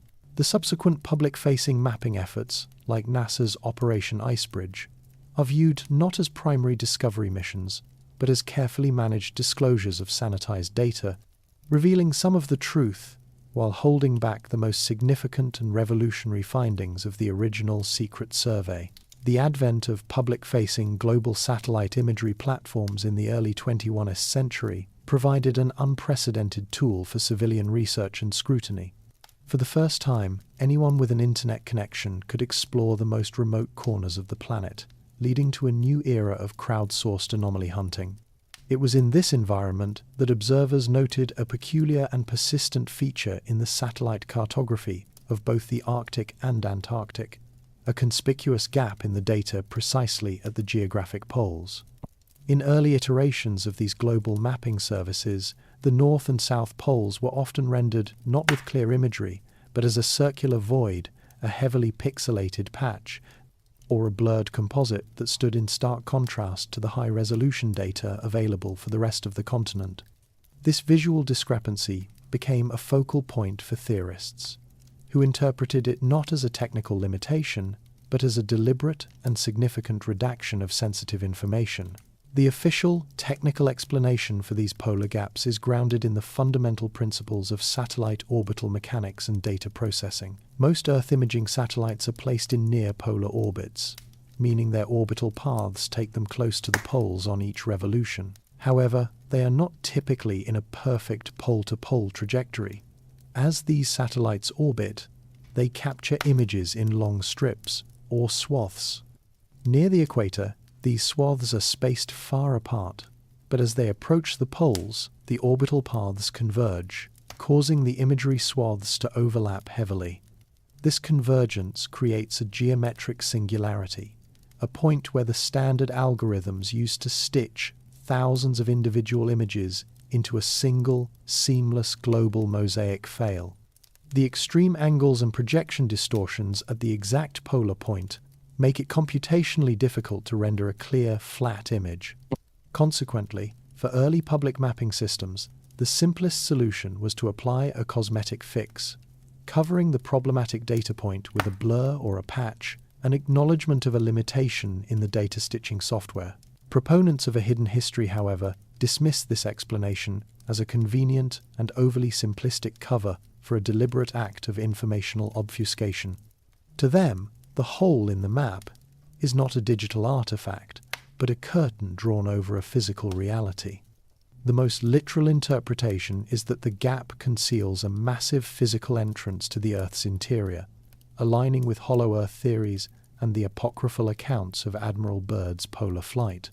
In this view, the blurred circle on the map corresponds to a real-world opening, a gateway to a subterranean realm, or a secret base that must be hidden from public view at all costs.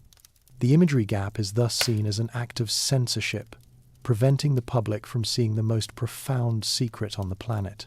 A less literal but equally compelling theory posits that the redaction is not hiding an entrance, but is instead obscuring the precise location of the discoveries that other evidence suggests. If a vast architectural complex or anomalous technology were located in the polar interior, the most straightforward way to protect it from scrutiny would be to deny the public the exact geographical coordinates. By blurring out the satellite data for a significant radius around the pole, authorities could prevent independent researchers from using public tools to pinpoint the location of any subglacial anomalies that might be detected through other means, such as leaked scientific data or insider testimony. This form of digital obfuscation would be a standard operational security measure, consistent with the alleged secrecy that has surrounded the continent since the implementation of the Antarctic Treaty. The persistent gap in the imagery, therefore, is viewed as the digital equivalent of a classified zone, a region of the map intentionally left blank to conceal what has been found there.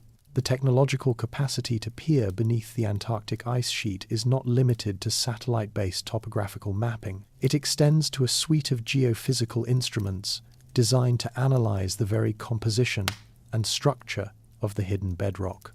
Techniques such as ice-penetrating radar, which sends radio waves through the glaciers to reflect off the rock below, magnetometry, which measures subtle variations in the Earth's magnetic field, and seismic surveys, which chart subterranean layers by analyzing shockwave echoes, collectively provide a complex, multi-layered picture of the subglacial environment. While these scientific tools have been instrumental in discovering natural features like the Gamburtsev Mountains and Lake Vostok, they have also, according to certain researchers and alleged whistleblowers, returned data so anomalous that it defies conventional geological explanation. These strange readings have become the foundation for a compelling theory of buried artificiality.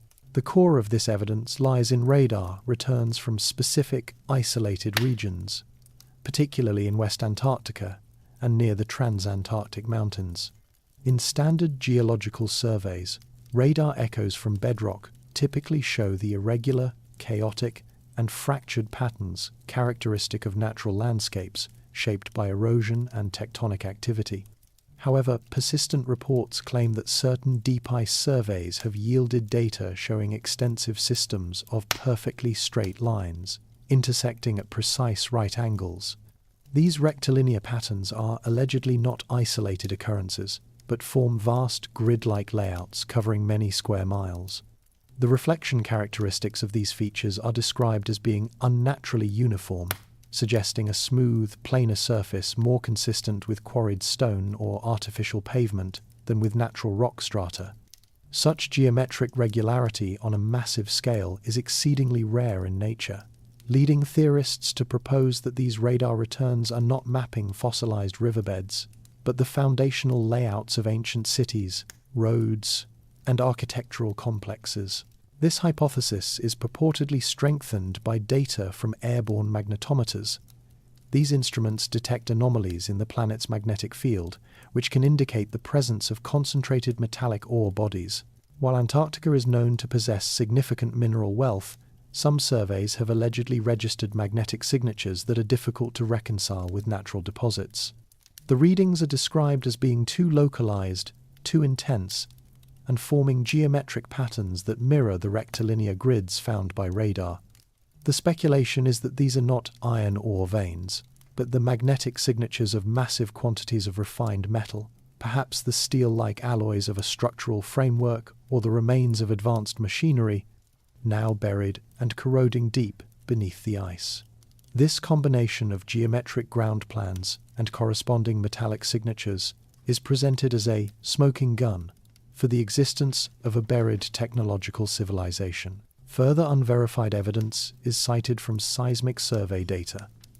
These acoustic soundings have reportedly detected vast, non-natural cavities deep within the bedrock. While natural cave systems exist, the features described are of a different order: immense, dome-shaped voids with unnaturally smooth ceilings and floors, sometimes appearing in stacked, repeating layers. The seismic echoes allegedly suggest that the roofs of these caverns are reinforced, returning a signal more consistent with an engineered structure than a natural rock formation. Collectively, these disparate data points the rectilinear radar returns, the geometric magnetic anomalies, and the seismic evidence of cavernous subterranean structures are woven together to form the greenstone anomaly hypothesis. The contention that deep below the ice lies not just rock, but ruin, the final physical proof of a lost Antarctic civilization. The speculative evidence for a lost civilization from anomalous radar returns to apocryphal testimonies exists in a vacuum of independent verification, a condition created and enforced by a unique combination of political mandate and logistical reality. While the Antarctic Treaty of 1959 is publicly framed as a pact for peace and scientific cooperation, its practical application has resulted in the most tightly controlled research environment on the planet. This system, regardless of its original intent, has created a formidable barrier to any non-state-sanctioned investigation, effectively placing the continent's deepest secrets under a form of indefinite quarantine. For any private individual, organization or corporation, mounting a meaningful expedition to the Antarctic interior is not merely difficult, it is a legal and logistical impossibility. Under the terms of the Antarctic Treaty System, all activities on the continent must be authorized and sponsored by one of the signatory nations. This immediately removes the possibility of a purely private venture, forcing any independent researcher to first submit their proposals to a national governmental body for approval, a process that is both lengthy and subject to political review. Beyond this primary political gateway lies the insurmountable wall of logistics and cost. The financial investment required for even a modest scientific expedition to the continental interior is measured in the tens of millions of dollars. The endeavor necessitates access to highly specialized and often military-grade assets that are exclusively owned and operated by national Antarctic programs. Reaching the interior requires icebreaker ships to penetrate the pack ice, followed by the use of ski-equipped heavy-lift aircraft such as the LC-130 Hercules, to transport personnel, equipment, and fuel to deep field sites. Once there, survival depends on a constant resupply chain and infrastructure capable of withstanding the most hostile environment on Earth. No private entity possesses this integrated logistical capability, making them entirely dependent on the very governmental programs whose potential secrecy they might wish to investigate. Furthermore, the Protocol on Environmental Protection to the Antarctic Treaty, signed in 1991, added another critical layer of control. While essential for protecting the continent's fragile ecosystem, its rigorous environmental impact assessment requirements provide a powerful administrative tool for controlling access and activity. Any project proposing significant ground disturbance, such as archaeological excavation or deep ice drilling in a new area, would face years of environmental review by the International Consortium of Treaty Nations. A single veto or sustained objection from a major signatory state could indefinitely delay or completely block a project deemed scientifically or politically undesirable. This regulatory framework, combined with the logistical monopoly held by state actors, creates a closed system. Any data emerging from Antarctica is necessarily filtered through official national channels. This reality is what fuels the narrative of a guarded continent. The system functions as a perfect mechanism for information control, whether by design or by consequence. Any discovery of monumental importance would be made by personnel and with equipment belonging to a specific government. The findings would become state property, subject to national security review long before they ever reached the public domain. The very structure of access ensures that no truly independent witness can exist at the point of discovery. This quarantine of knowledge means that all claims of buried ruins or advanced technology remain trapped in the realm of speculation, as the only entities capable of proving or disproving them are the same entities accused of concealing the truth in the first place. Beyond the formal structures of treaties and the inherent obstacles of logistics, a more direct and confrontational form of gatekeeping is alleged to occur in the icy waters surrounding Antarctica. The Ross Sea, being one of the most accessible and heavily trafficked maritime gateways to the continent, has become the setting for a series of unverified but persistent accounts that bolster the narrative of an actively guarded landmass. These stories, circulating primarily within communities of independent sailors, private adventurers, and alternative researchers, describe encounters not with natural hazards, but with an anonymous and unyielding human presence. These alleged events, collectively referred to as the Ross Sea incidents, form a crucial pillar in the theory that access to certain parts of the continent is not just restricted, but actively denied by a clandestine force. The typical account follows a consistent pattern. The vessel in question is usually a private yacht or a small independent research craft, often crewed by individuals attempting to reach remote sections of the coastline, far from the established routes leading to official scientific bases. The motivation is frequently a desire to investigate anomalous magnetic readings, or to explore coastlines that appear unusual on satellite maps. As these vessels navigate towards specific, predetermined coordinates, often in areas with no officially declared restrictions, they are reportedly intercepted. The intercepting craft are the most enigmatic and consistent element of these stories. They are described not as standard naval or coast guard ships from a signatory nation, but as unmarked, technologically advanced patrol boats or even small frigates. These interceptors are consistently characterized as being sterile, painted a uniform grey or black, devoid of national flags, pennant numbers, or any other identifying marks. This anonymity is central to the hypothesis, as it suggests the presence of a multinational security force operating under a mandate that transcends public international agreements. The communication that follows the interception is said to be professional, yet unnervingly firm. The crew of the civilian vessel is informed via radio that they are approaching a restricted zone and must alter their course immediately. The reasons provided for the restriction are invariably vague, citing ongoing sensitive research, environmental hazards, or navigational dangers not present on any public nautical charts.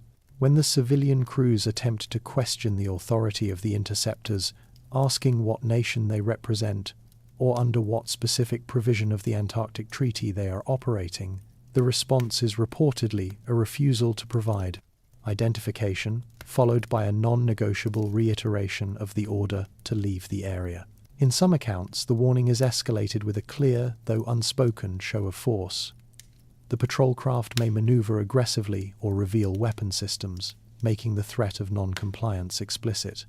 Crucially, these encounters are said to occur in international waters, where the right of innocent passage should apply, adding a layer of illegality to the alleged actions of the unmarked vessels. The coordinates being protected are never random, but specific points on the map, suggesting these patrols are not general security sweeps, but are instead guarding a known location. While these testimonies are compelling, they remain entirely anecdotal, lacking the verifiable logs, photographic evidence, or official reports that would move them from the realm of maritime law to documented fact. Skeptics dismiss them as fabrications or misinterpretations of routine encounters with legitimate naval patrols. Yet, for theorists, these consistent narratives serve as the missing link, providing evidence of the active enforcement arm of the alleged quarantine, a silent fleet standing guard over the continent's final, impenetrable secret. The architecture of secrecy surrounding Antarctica is not built solely on legal treaties or alleged naval patrols. It is also inferred from the inexplicable movements of individuals at the apex of global power. In recent decades, the continent has evolved from a desolate expanse reserved for scientists and hardened explorers into an unlikely destination for a procession of high-level political, royal, and religious figures. While the official justifications for these visits invariably cite climate change research or the inspection of national scientific facilities, the seniority of the visitors and the often peculiar timing of their journeys have fueled intense speculation. Theorists argue that these are not routine diplomatic tours, but carefully managed pilgrimages to witness a discovery of such monumental importance that it requires in-person briefings for the world's most influential leaders. The year 2016 stands out as a period of particularly anomalous activity, transforming this long-simmering suspicion into a major point of discussion. In February of that year, Patriarch Kirill of Moscow, the head of the Russian Orthodox Church, made a highly publicized trip to Russia's Bellinghausen station. The official purpose was to consecrate a small wooden Orthodox church and to meet with the station's personnel. However, the immense logistical effort and security detail required for the journey of a figure of his stature seemed disproportionate to the task of servicing one of the smallest religious congregations on earth. Speculation immediately arose that his true purpose was not pastoral, but esoteric, a religious leader brought in to consult on or sanctify a discovery with profound spiritual or historical implications. This event was followed in November by the visit of then U.S. Secretary of State John Kerry. He became the highest-ranking American official to ever visit Antarctica, and the timing of his trip was seen as profoundly strange, occurring at the very height of the contentious U.S. presidential election. The stated reason was to observe the effects of climate change firsthand. Yet, for many observers, the idea of the nation's top diplomat disengaging from a critical domestic political event to visit a remote ice sheet seemed implausible. This fueled theories that Kerry's trip was an urgent, non-negotiable briefing, a journey to see evidence of something that would fundamentally alter the geopolitical landscape.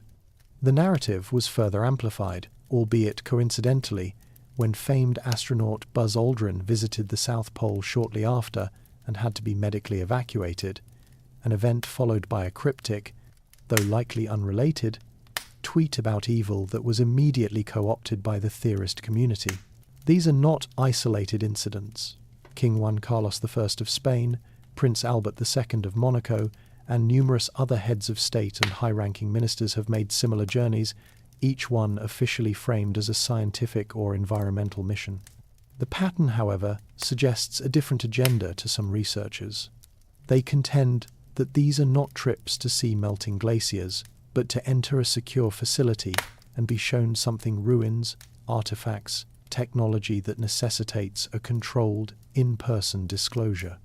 The minimal press coverage, the tightly controlled itineraries, and the lack of any significant policy announcements following these visits are all cited as evidence of a carefully guarded secret. The official narrative presents these as routine inspections, but the alternative view portrays them as a silent, rolling summit, where the planet's leaders are being slowly acclimatized to a world-altering truth that has been unearthed from beneath the Antarctic ice. While external observation and political analysis hint at a carefully guarded secret, another field of inquiry, rooted in fundamental geophysics, provides a potential mechanism for how a complex society could not only survive, but thrive beneath the Antarctic ice sheet. The continent is not a uniformly cold, inert block of rock. Deep beneath the ice, the planet itself is geologically active. For decades, scientific models of the ice sheet operated on the assumption of a relatively cool and stable bedrock. However, advanced remote sensing techniques, particularly ice-penetrating radar and seismic surveys, have systematically dismantled this paradigm, revealing a dynamic world of subglacial geothermal activity. The most significant of these features is the West Antarctic Rift System, a massive and active tectonic boundary that stretches for over 3,000 kilometers, comparable in scale to the Great Rift Valleys of Africa or North America. This rift is not a historical remnant, but an active geological feature, where the Earth's crust is being stretched and thinned, allowing heat from the planet's mantle to escape and warm the bedrock from below. The measured geothermal heat flux in this region is significantly higher than the global average, a scientific fact with profound implications. This consistent and powerful energy source is the accepted explanation for the existence of the continent's vast network of subglacial lakes and river systems, providing the necessary thermal energy to maintain liquid water under kilometers of ice, where surface temperatures never rise above freezing.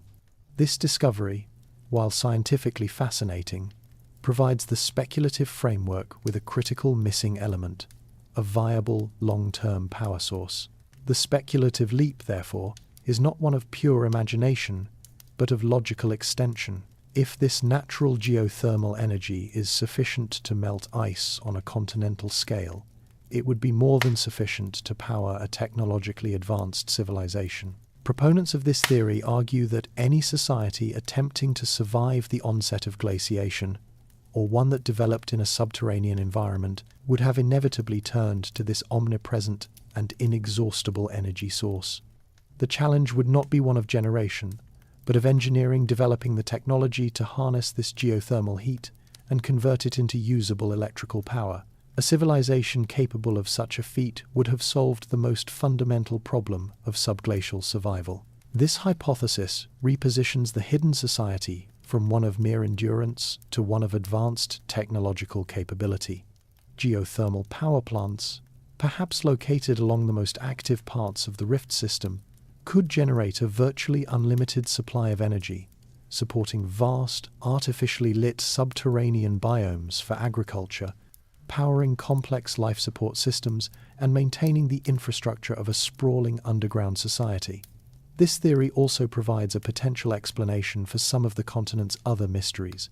The powerful magnetic anomaly at Lake Vostok could be reinterpreted not as a natural geological feature, but as the signature of a massive geothermal power station. The strange radar returns, suggesting rectilinear structures, could be evidence of the power distribution grid itself, a network of conduits and cables carrying energy from the rift to distant settlements. In this view, the heat bleeding from the planet's core is not just a geological curiosity, but the lifeblood and the engine of a civilization that has remained active and hidden for millennia.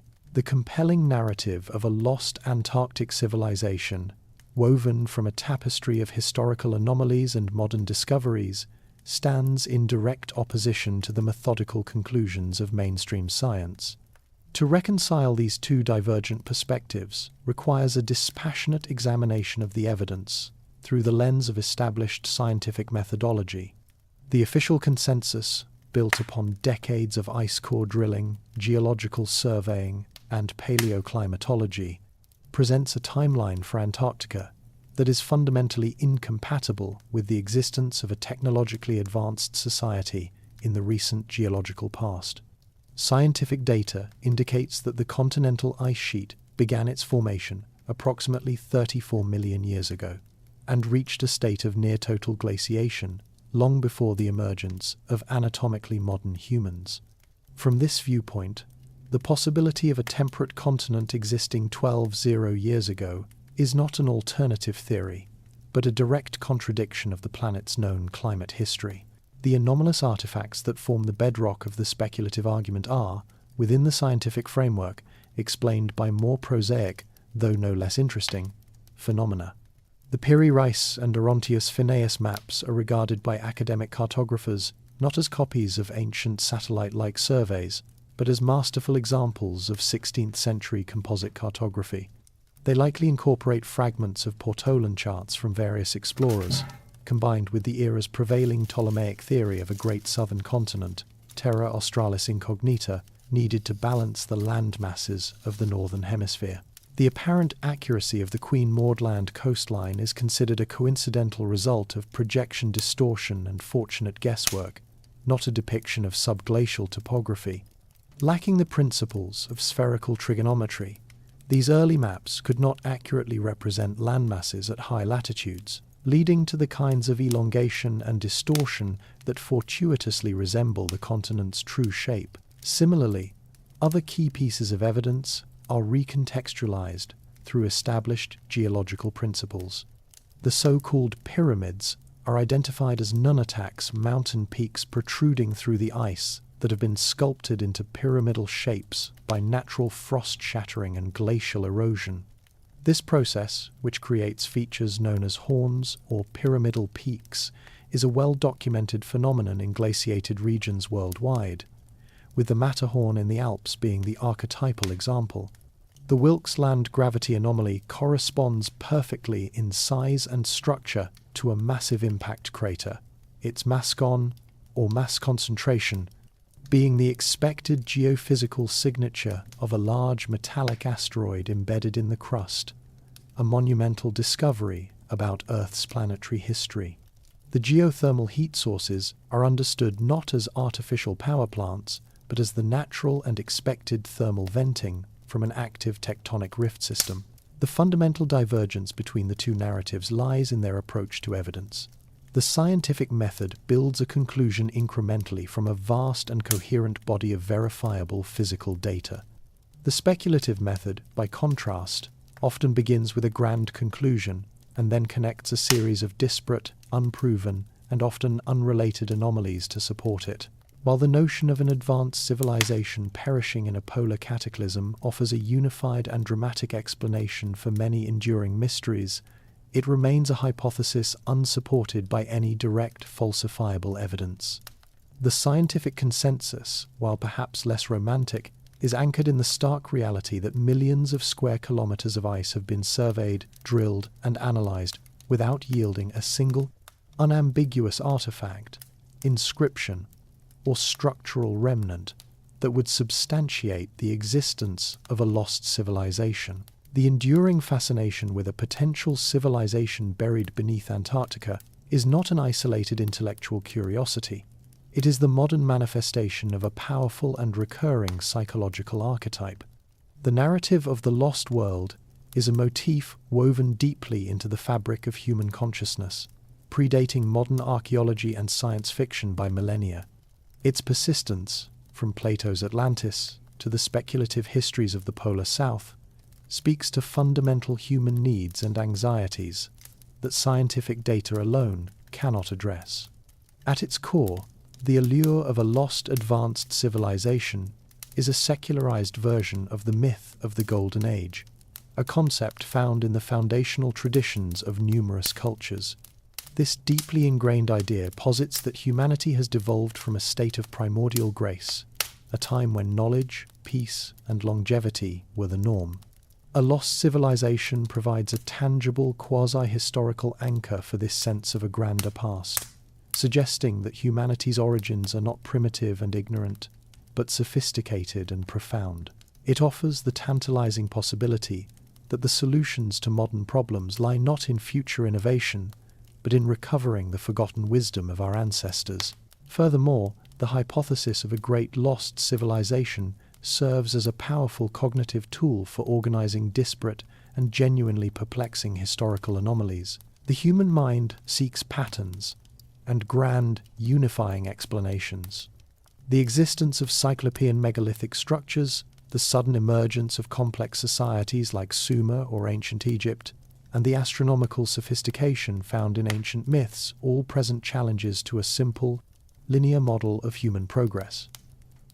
A single, advanced progenitor civilization offers a seductively elegant solution to all of these puzzles. It provides a single cause for a multitude of effects, creating a coherent, if unproven, historical narrative that is often more psychologically satisfying than the fragmented and incomplete picture offered by conventional archaeology. It transforms isolated mysteries into interconnected pieces of a single, epic story of loss and rediscovery. This narrative also functions as a profound critique of the modern belief in perpetual progress. The standard historical model presents a relentless, upward trajectory of technological and social development. The lost civilization hypothesis introduces a cyclical or catastrophic model of history, one in which humanity can achieve great heights only to be cast down by forces beyond its control. This idea is both a humbling corrective to modern hubris and a resonant cautionary tale. It implies that our own global civilization, despite its technological prowess, is inherently fragile and susceptible to a similar fate, whether through natural disaster or self-inflicted catastrophe. This resonates deeply with contemporary anxieties about climate change, nuclear war, and societal collapse, making the story of a civilization that perished under the ice a powerful allegory for our own time.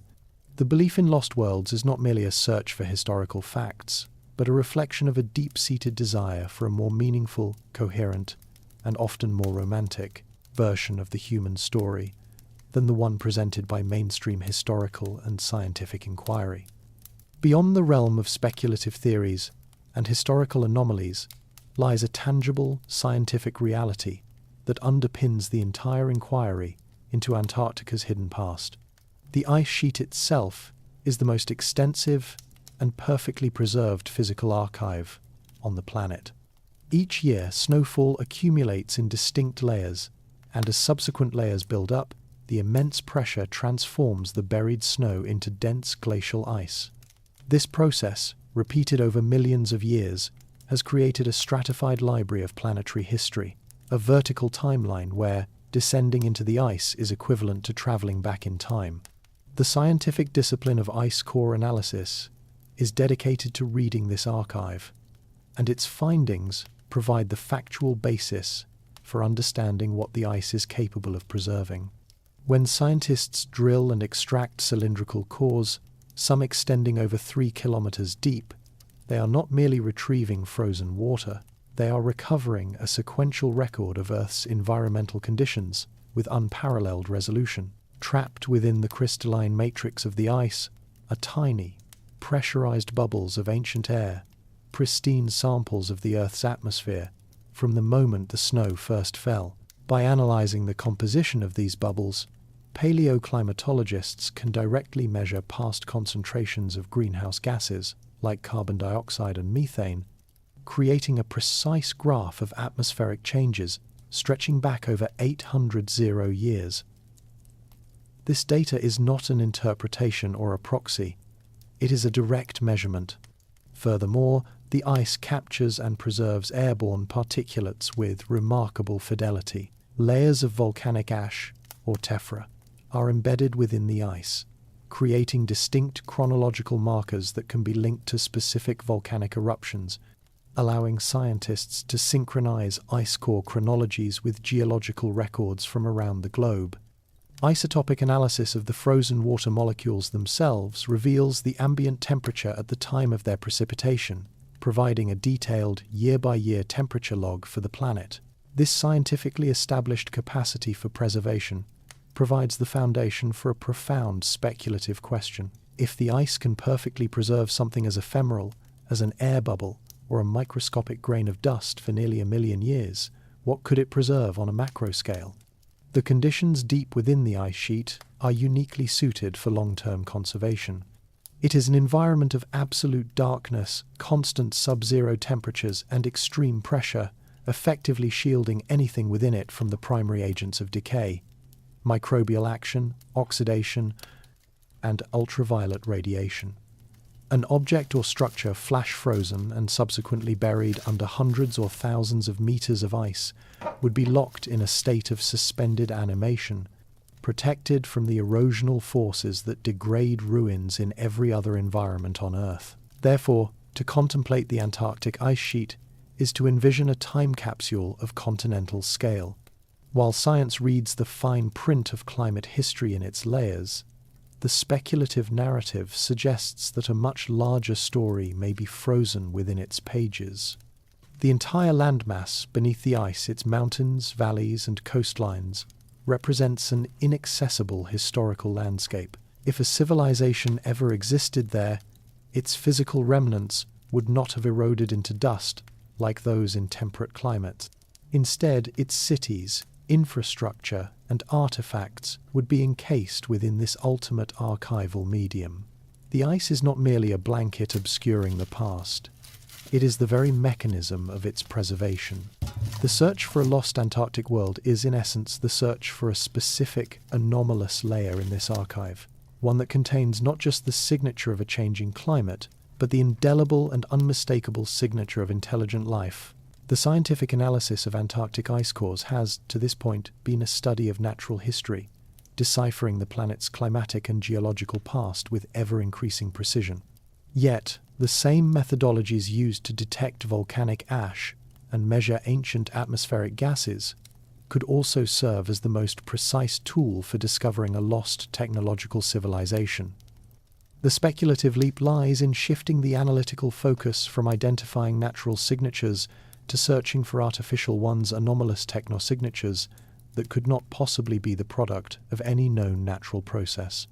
If a technologically advanced society existed on the continent before its glaciation, it would have inevitably left behind an industrial fingerprint, a microscopic chemical and physical residue that would have been captured and permanently archived within the accumulating layers of ice. The search for this proof would not be a matter of finding a large artifact, but of detecting a single, out-of-place molecule in a cubic centimeter of ancient ice. One of the most compelling candidates for such a discovery would be the presence of microplastics or other synthetic polymers. Modern industrial civilization has saturated the global environment with these materials, which are defined by their complex, non-natural molecular chains. The discovery of a microscopic fragment of polyethylene or a similar long-chain polymer in an ice layer dated to thousands of years before the 20th century would be undeniable evidence of a prior industrial age. These substances have no natural analogues. Their existence is a direct and unambiguous byproduct of sophisticated chemical engineering. The analytical techniques for their detection, such as Raman spectroscopy and mass spectrometry, are exceptionally sensitive and are already being used to track modern pollution in ice cores. Finding their signature in a pre-human layer would be the equivalent of finding a printed circuit board in a dinosaur fossil. An even more definitive marker would be the detection of specific artificial radioisotopes. Natural radioactive elements exist throughout the Earth's crust, but nuclear fission creates unique isotopic signatures that do not occur in nature. The presence of elements like plutonium-239 or specific isotopes of cesium and strontium, which have precise and known half-lives, would serve as an atomic clock, pointing directly to an age of nuclear technology. The discovery of such particles within a sealed ice layer from the Pleistocene epoch would be irrefutable. It would not merely suggest a civilization, but one that had mastered atomic energy, a technological milestone our own society only reached in the mid-20th century. This evidence would be impervious to claims of contamination or misinterpretation, as the isotopic fingerprint is as unique and undeniable as DNA. The most profound and speculative proof would lie at the nanoscale.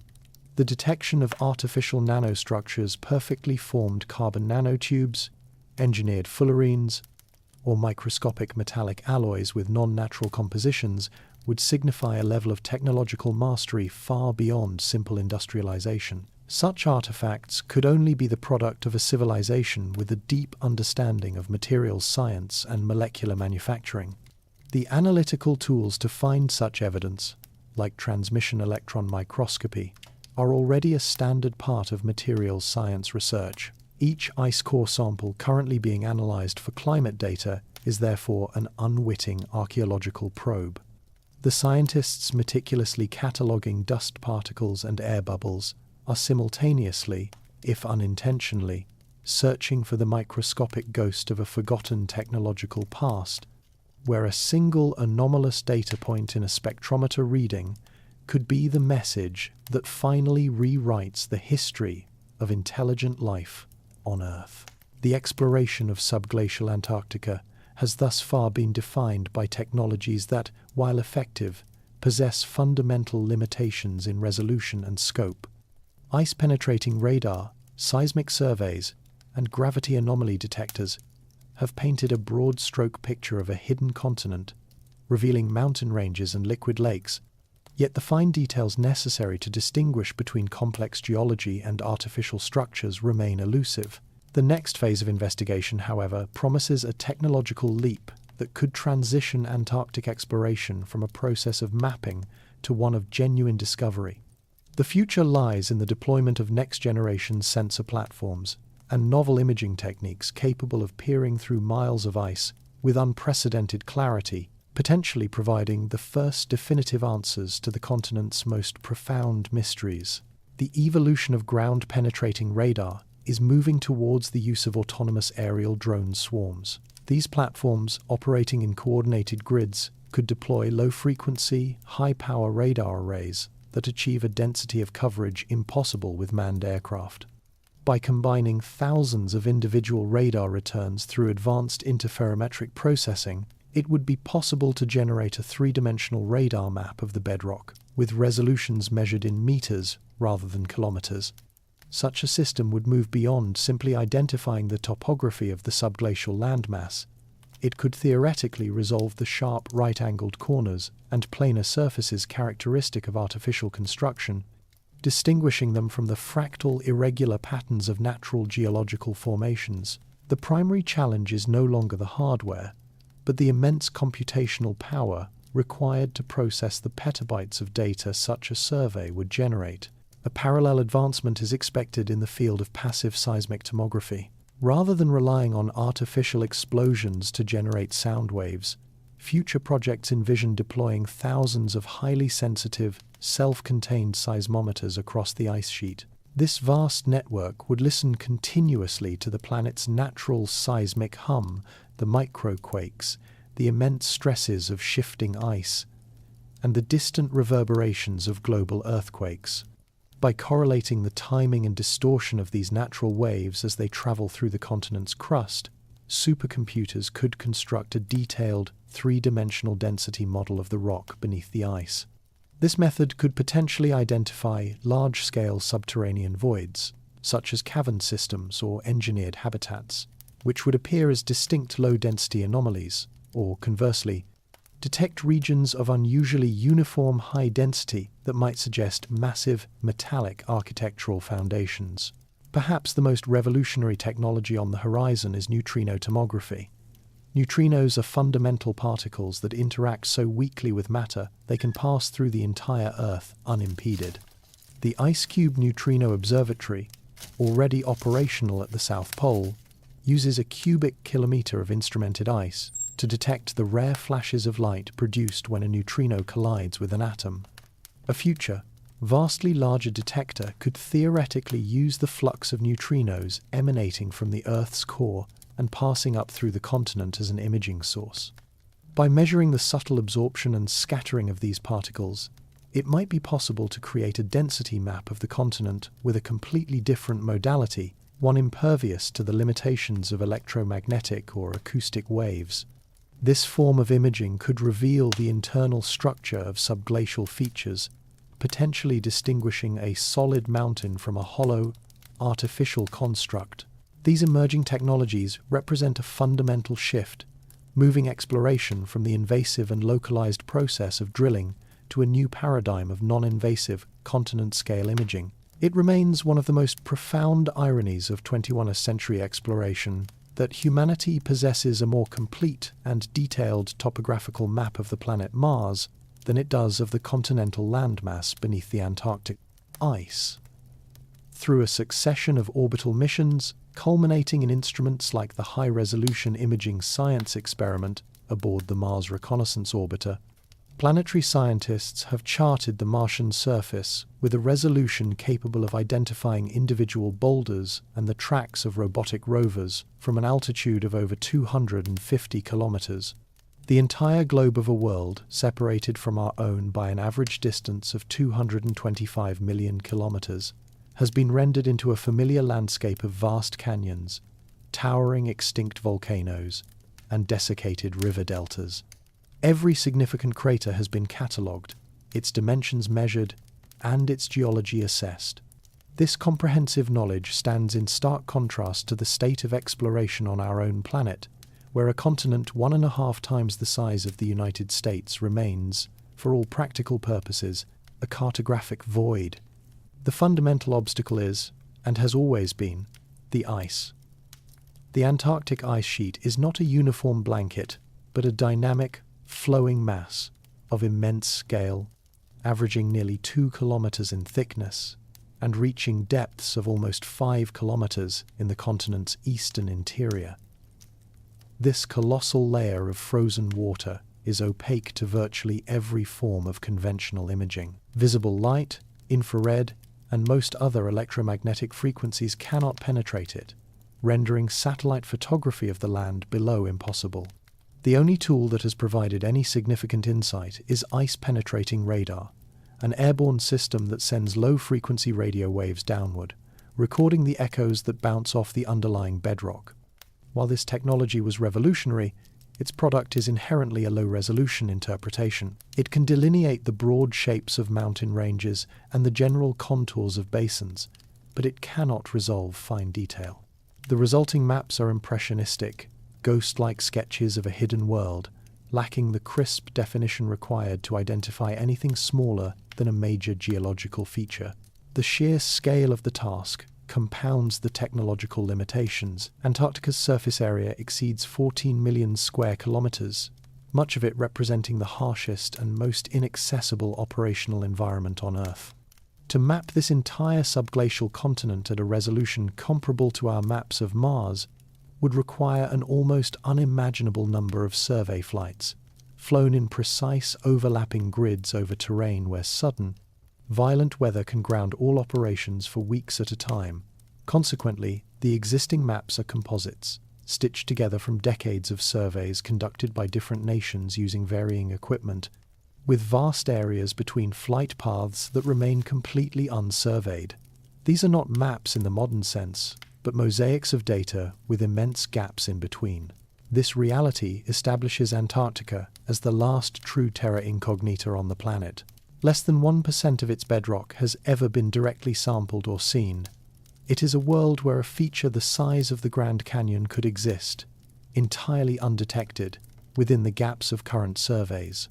The surface of a distant alien planet is a known quantity, its features named and its history debated based on high-resolution visual evidence. The ground beneath our feet at the South Pole, however, is a realm of inference and ambiguity. This vast, foundational ignorance is the fertile ground in which all speculation takes root.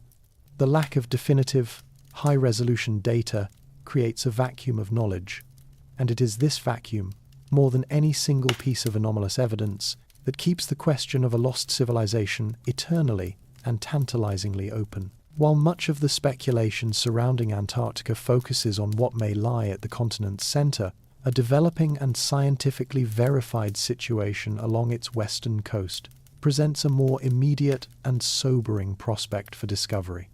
The Thwaites Glacier, an immense river of ice comparable in size to the island of Great Britain, has become the subject of intense international scientific scrutiny due to its alarming rate of instability.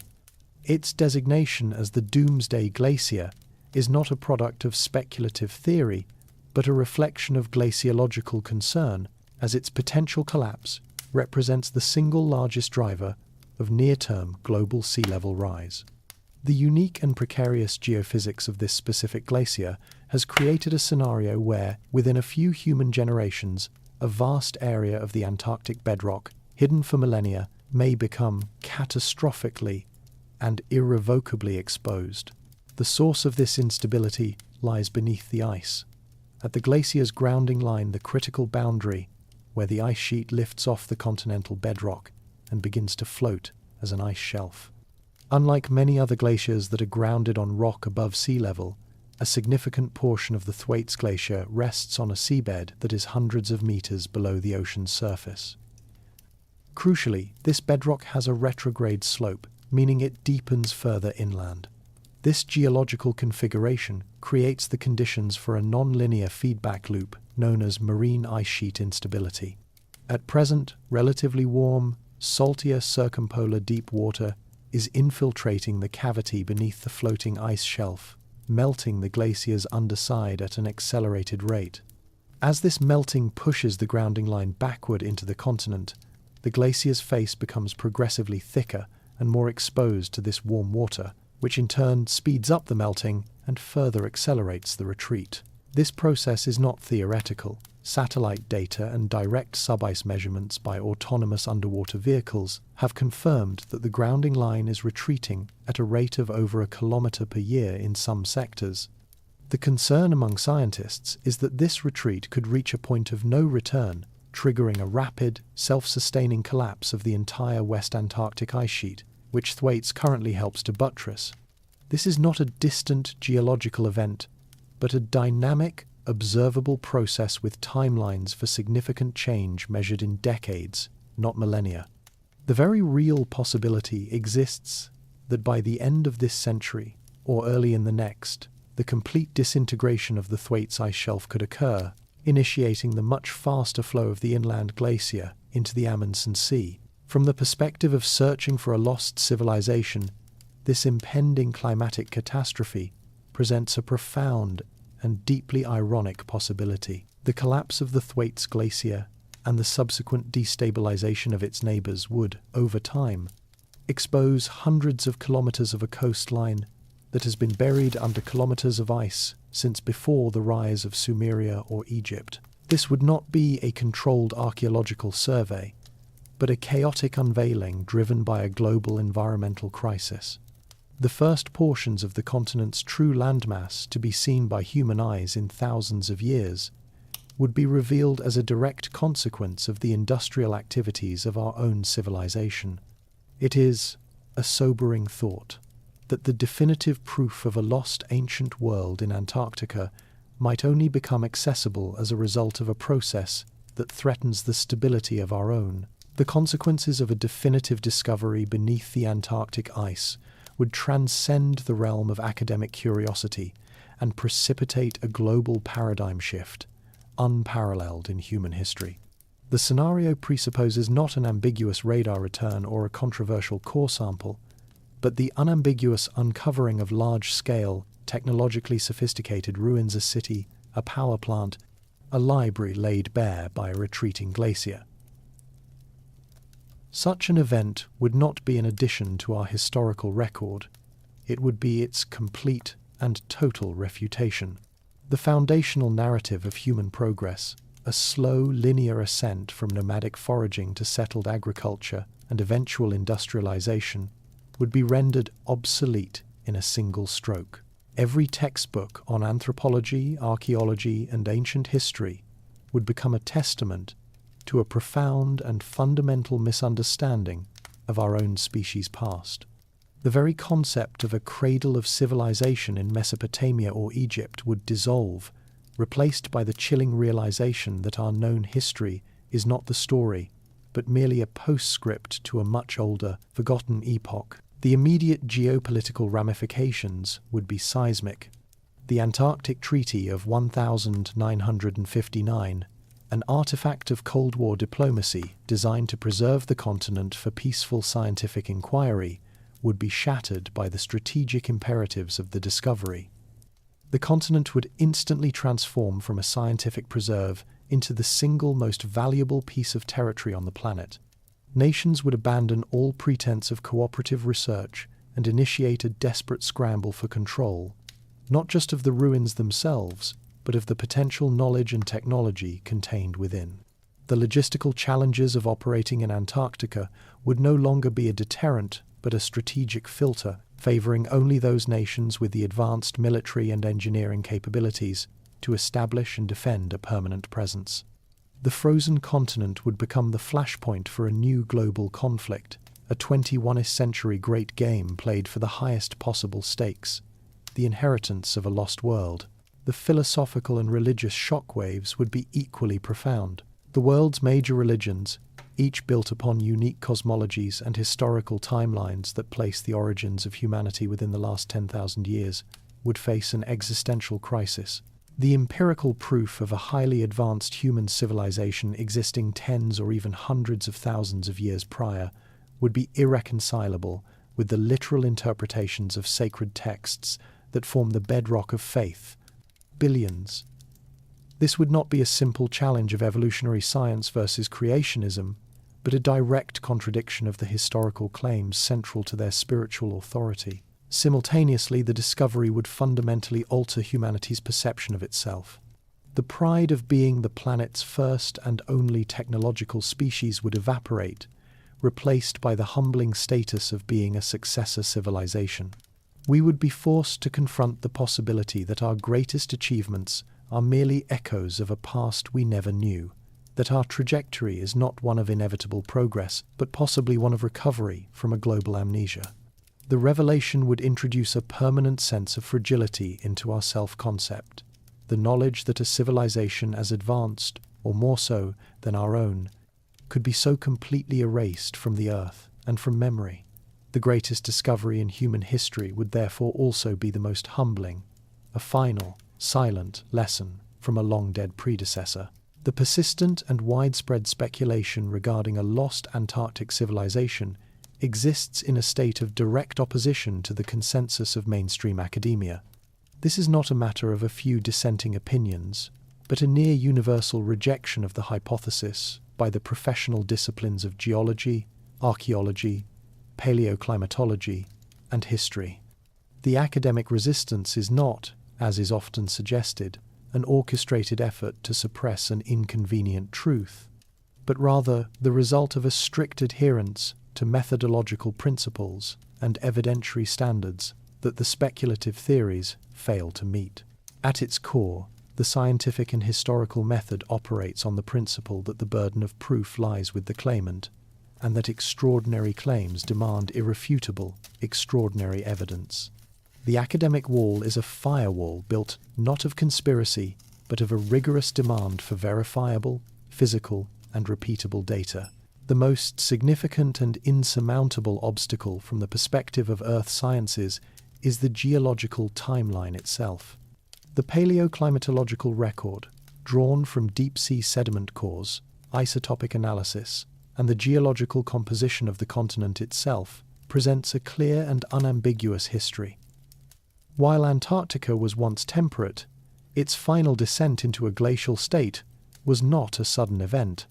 Significant ice sheets began to form approximately 34 million years ago, and the continent has been locked in a deep freeze covered by a continental-scale ice sheet for at least the last 15 million years. This timeline is not a matter of debate within the scientific community. The evolution of hominids, the line that would eventually lead to Homo sapiens, began in Africa a mere 6 to 7 million years ago. The emergence of a species capable of creating a technological civilization occurred only within the last 200 years. There is therefore no point in accepted geological and biological history where an ice-free, habitable Antarctica and a civilization-building human species coexisted on the planet. This chronological impossibility is compounded by a complete archaeological silence. Every known human civilization, from the most modest Neolithic settlement to the largest imperial capital, has left behind a vast material record. This record consists of millions of tons of artifacts: pottery shards, worked stone tools, foundations of buildings, burial sites, waste pits, and altered landscapes. Decades of intensive scientific research in Antarctica, including geological drilling that has extracted bedrock cores from beneath kilometers of ice, has yielded precisely 0 such items.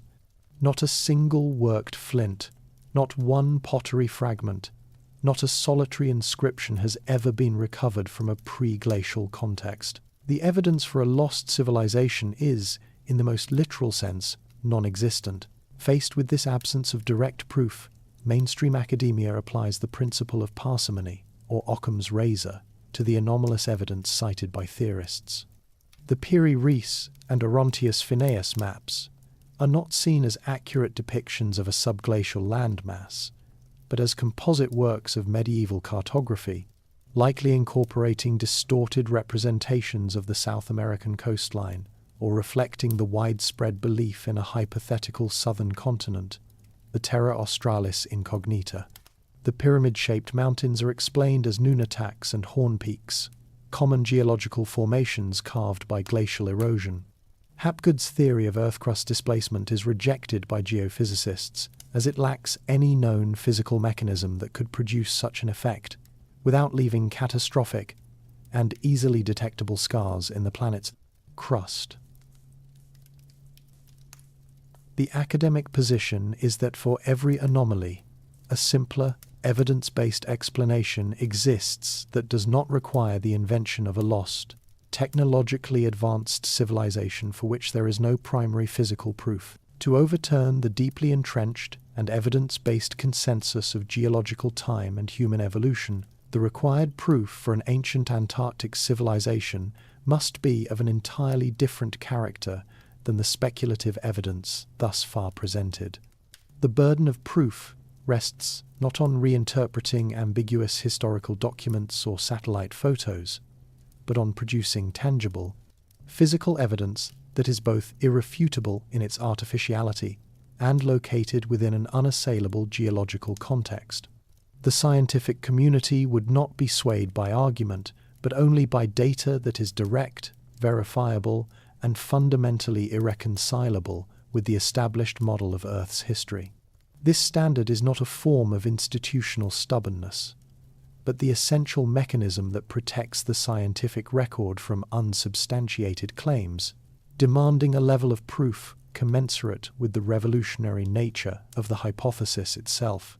The gold standard, the single category of evidence that would definitively prove the case, is the recovery of an in situ, manufactured artifact from a pre-glacial stratum. This means an object, undeniably artificial, extracted from a context, be it a bedrock core drilled from beneath 3 kilometers of ice, or an exposed rock face in the transantarctic mountains, that can be reliably dated to a period millions of years before the accepted timeline for the emergence of Homo sapiens.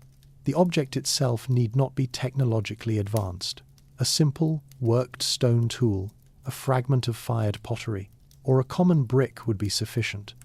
Its power would lie not in its complexity, but in its chronological impossibility. If such an artifact were recovered, subjected to rigorous analysis by multiple independent laboratories, and its geological context confirmed by international teams of geologists, the entire framework of human and planetary history would be invalidated. Short of a physical artifact, the next tier of conclusive evidence would be the discovery of unambiguous technosignatures within the geological or glaciological record. Ice cores, which provide a high-resolution chemical history of the atmosphere, offer one such possibility. The discovery of a specific anomalous layer in a core dated to hundreds of thousands of years ago, containing compounds that have no known natural origin such as complex synthetic polymers, chlorofluorocarbons, or specific industrial waste products would be compelling. Even more definitive would be the detection of radioisotopes, such as plutonium-239 or specific fission byproducts, which can only be created through artificial nuclear reactions. Such a finding in an ancient ice layer would serve as an indelible signature of a prior technological society.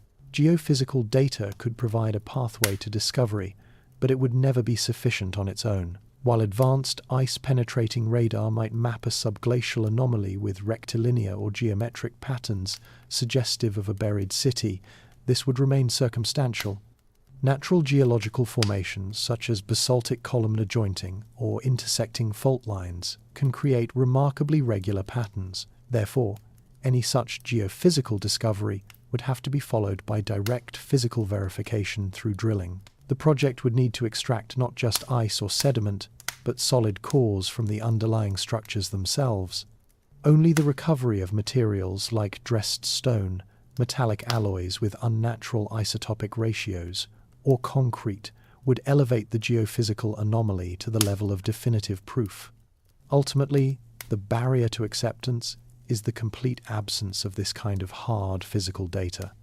The evidence required is not a different way of looking at existing information, but the presentation of new, tangible information that has no other plausible explanation. Independent of its factual accuracy or empirical support, the narrative of a lost Antarctic civilization has transcended the boundaries of a speculative hypothesis to become a fully formed modern myth. Like the classical myths of antiquity, it functions as a comprehensive explanatory framework, providing a cohesive and dramatic story to account for a disparate collection of anomalies, historical curiosities, and gaps in our collective knowledge. Its resilience and appeal are not contingent on physical proof, but on its power as a narrative, its ability to weave together seemingly unrelated threads from 16th century cartography to 20th century military operations into a single epic saga of a forgotten human epoch. This modern myth possesses all the structural components of its ancient predecessors. A golden age, a catastrophic fall from grace, heroic figures, sacred texts, and the promise of a future revelation that will restore lost wisdom to the world. The Golden Age is represented by the imagined pre-cataclysmic civilization itself, a technologically and spiritually advanced society that thrived in a temperate, ice-free Antarctica. This element of the myth satisfies a deep-seated psychological need for a lost paradise, an ancestral memory of a time when humanity lived in greater harmony with the planet and possessed a more profound understanding of the cosmos. The catastrophe is supplied by the theory of Earth crust displacement, a dramatic and sudden event that serves the same narrative function as the great floods or divine punishments of older mythologies. This cataclysm provides a reason for the civilization's disappearance and explains why its memory was almost completely erased from history, preserving its existence in the realm of the plausible by accounting for the absence of overwhelming evidence. The myth is populated by a cast of archetypal characters. The figures of Piri Reis and Orontius Phineus become the unwitting prophets, the preservers of sacred knowledge they themselves did not fully comprehend. Charles Hapgood assumes the role of the modern interpreter, the scholar hero who rediscovers and deciphers the lost wisdom. Admiral Byrd is cast as the tragic explorer who stumbles upon the forbidden truth, only to be silenced by the forces of suppression. The anonymous insiders and whistleblowers function as acolytes, risking their safety to disseminate fragments of a hidden gospel. Opposing them are the antagonists, the monolithic and faceless entities of mainstream academia and the military-industrial complex, who actively guard the secret and suppress the truth for reasons that the myth leaves open to interpretation, either to protect a fragile social order or for more nefarious purposes. This narrative is sustained by its own set of sacred texts. The ancient maps, Byrd's alleged diary, and the unverified testimonies of insiders. These documents are treated not as historical artifacts to be critically examined, but as canonical scriptures whose ambiguities are seen as evidence of deeper, coded meanings. The myth's power lies in its ability to re-enchant a world that has been largely demystified by science. It transforms the desolate ice sheet of Antarctica from a subject of geological study into a sacred, forbidden land, the resting place of a lost mother culture. By doing so, it creates a sense of mystery and cosmic significance in an age of information saturation, suggesting that the most important truths about our past are not yet known, and that a profound revelation lies just beneath the surface of our accepted reality, waiting to be rediscovered. To contemplate the possibility of a predecessor technological civilization is to fundamentally challenge the most foundational assumption of our own, the belief in our absolute novelty. The entire edifice of human history, science, and philosophy is built upon the premise that we are the first and only species on this planet to develop global-scale technology, manipulate atomic structures, and leave a permanent mark on the geological record. This is not a conclusion born of arrogance, but of the available evidence, a linear progression from the first stone tools to the digital age, with no apparent technological detours or antecedents.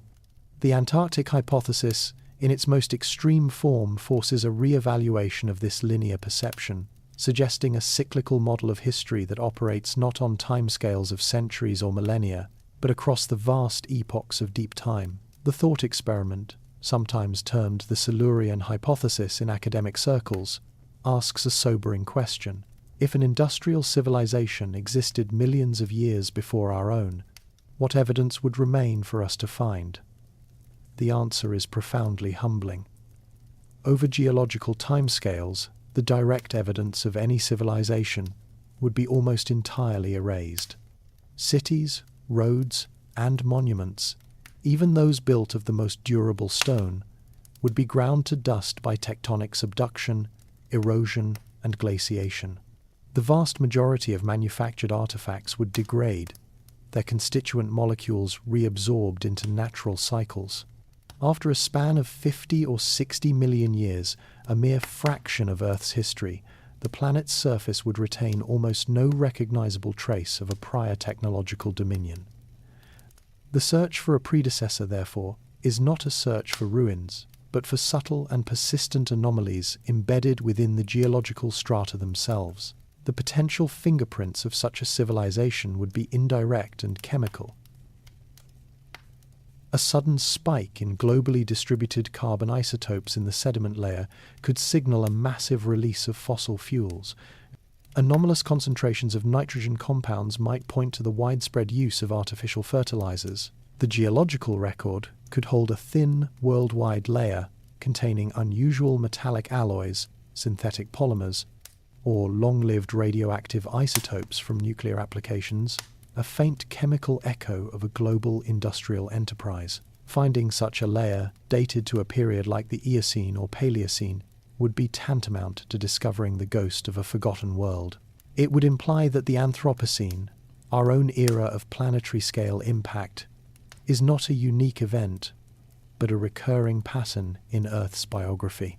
This perspective recasts human history not as the culmination of planetary evolution, but as a single instance of a phenomenon that may have occurred before and could occur again.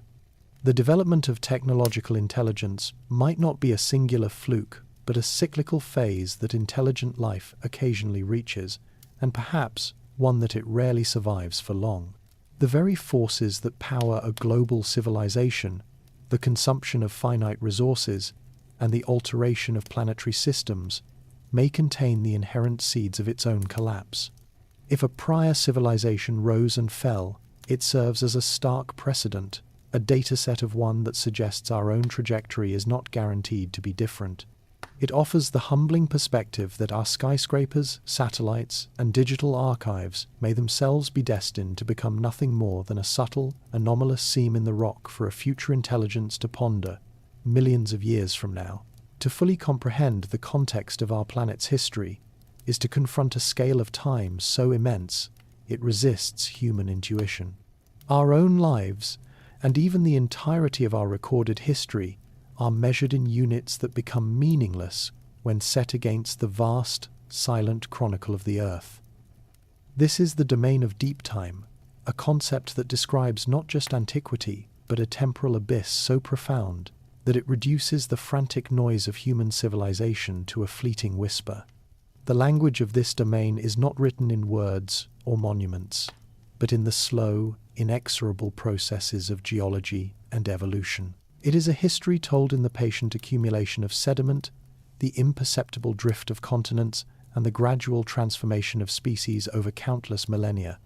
The dominant feature of this immense timeline is its silence, a quiet backdrop against which all the brief moments of biological clamor eventually fade. The planet's geological pulse beats on a scale of millions of years. The process of orogeny, the building of mountain ranges, unfolds over spans of time that mock the longevity of empires. The Himalayas, for example, began their ascent 50 million years ago, and they are still rising today.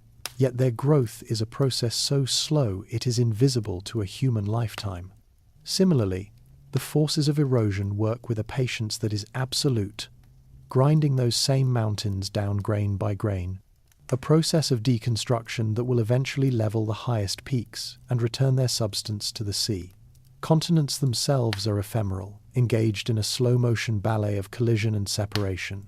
The Atlantic Ocean, a feature we consider a permanent fixture of our world, is a geologically recent phenomenon, having only begun to open around 180 million years ago.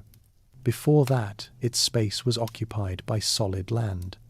The Earth's surface is not a static stage for life, but a dynamic system in a constant, silent state of flux. This geological quietude is mirrored in the vast timeline of evolution. For the first 3 billion years of life on Earth, existence was almost exclusively microbial, a silent and unseen foundation being laid for all future complexity. The Cambrian explosion, which saw the sudden appearance of most major animal phyla, occurred over 500 million years ago. The era of the dinosaurs, a period of astonishing biological diversity and global dominion, lasted for over 150 million years, a reign 30,000 times longer than the entire span of recorded human history. Throughout these immense periods, the planet was home to countless ecosystems and billions of species, the vast majority of which have left no fossil record.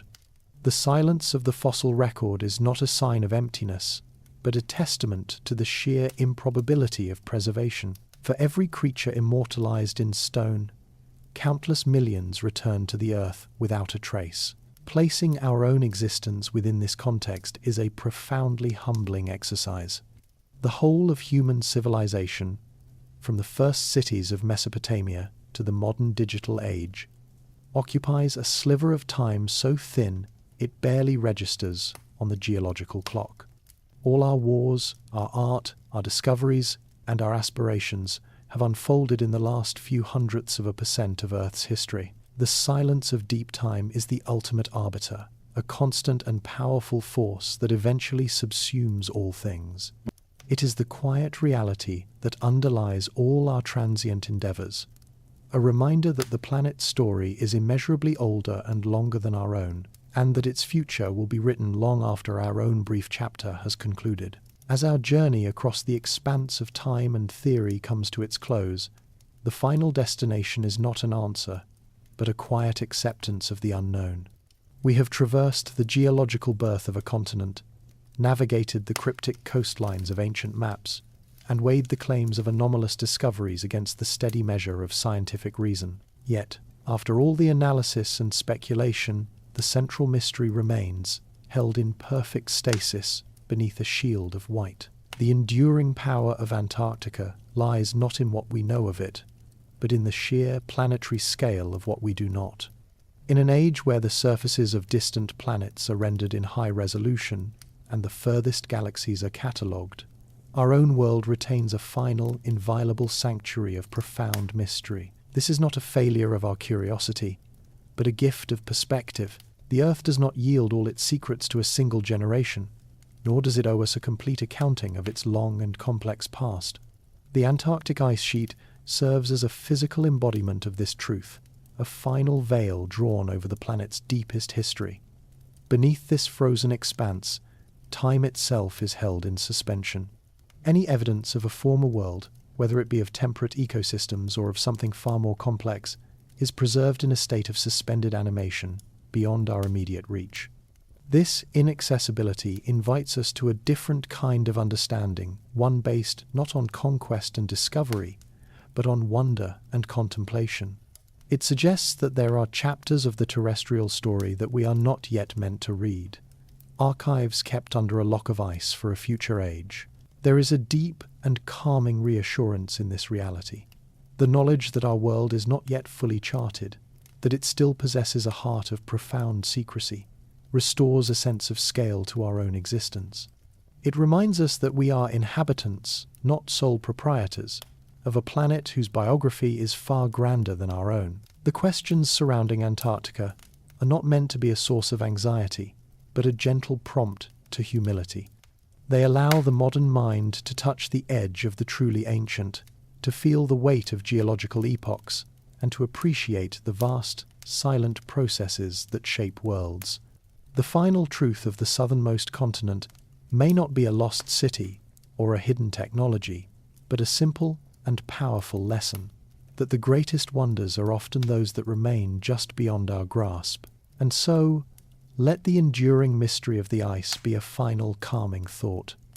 Allow the unanswered questions to dissolve into the quietude of the unknown. The continent sleeps under its blanket of white, guarding the secrets of ages past. Its silence is a lullaby, a deep and steady rhythm of planetary time. There is nothing left to solve, nothing to uncover, only the gentle drift into a peaceful and untroubled rest. The final veil is not one of secrecy, but of sleep, a quiet closing of the day, and a surrender to the deep and silent peace that the earth itself has kept for millions of years.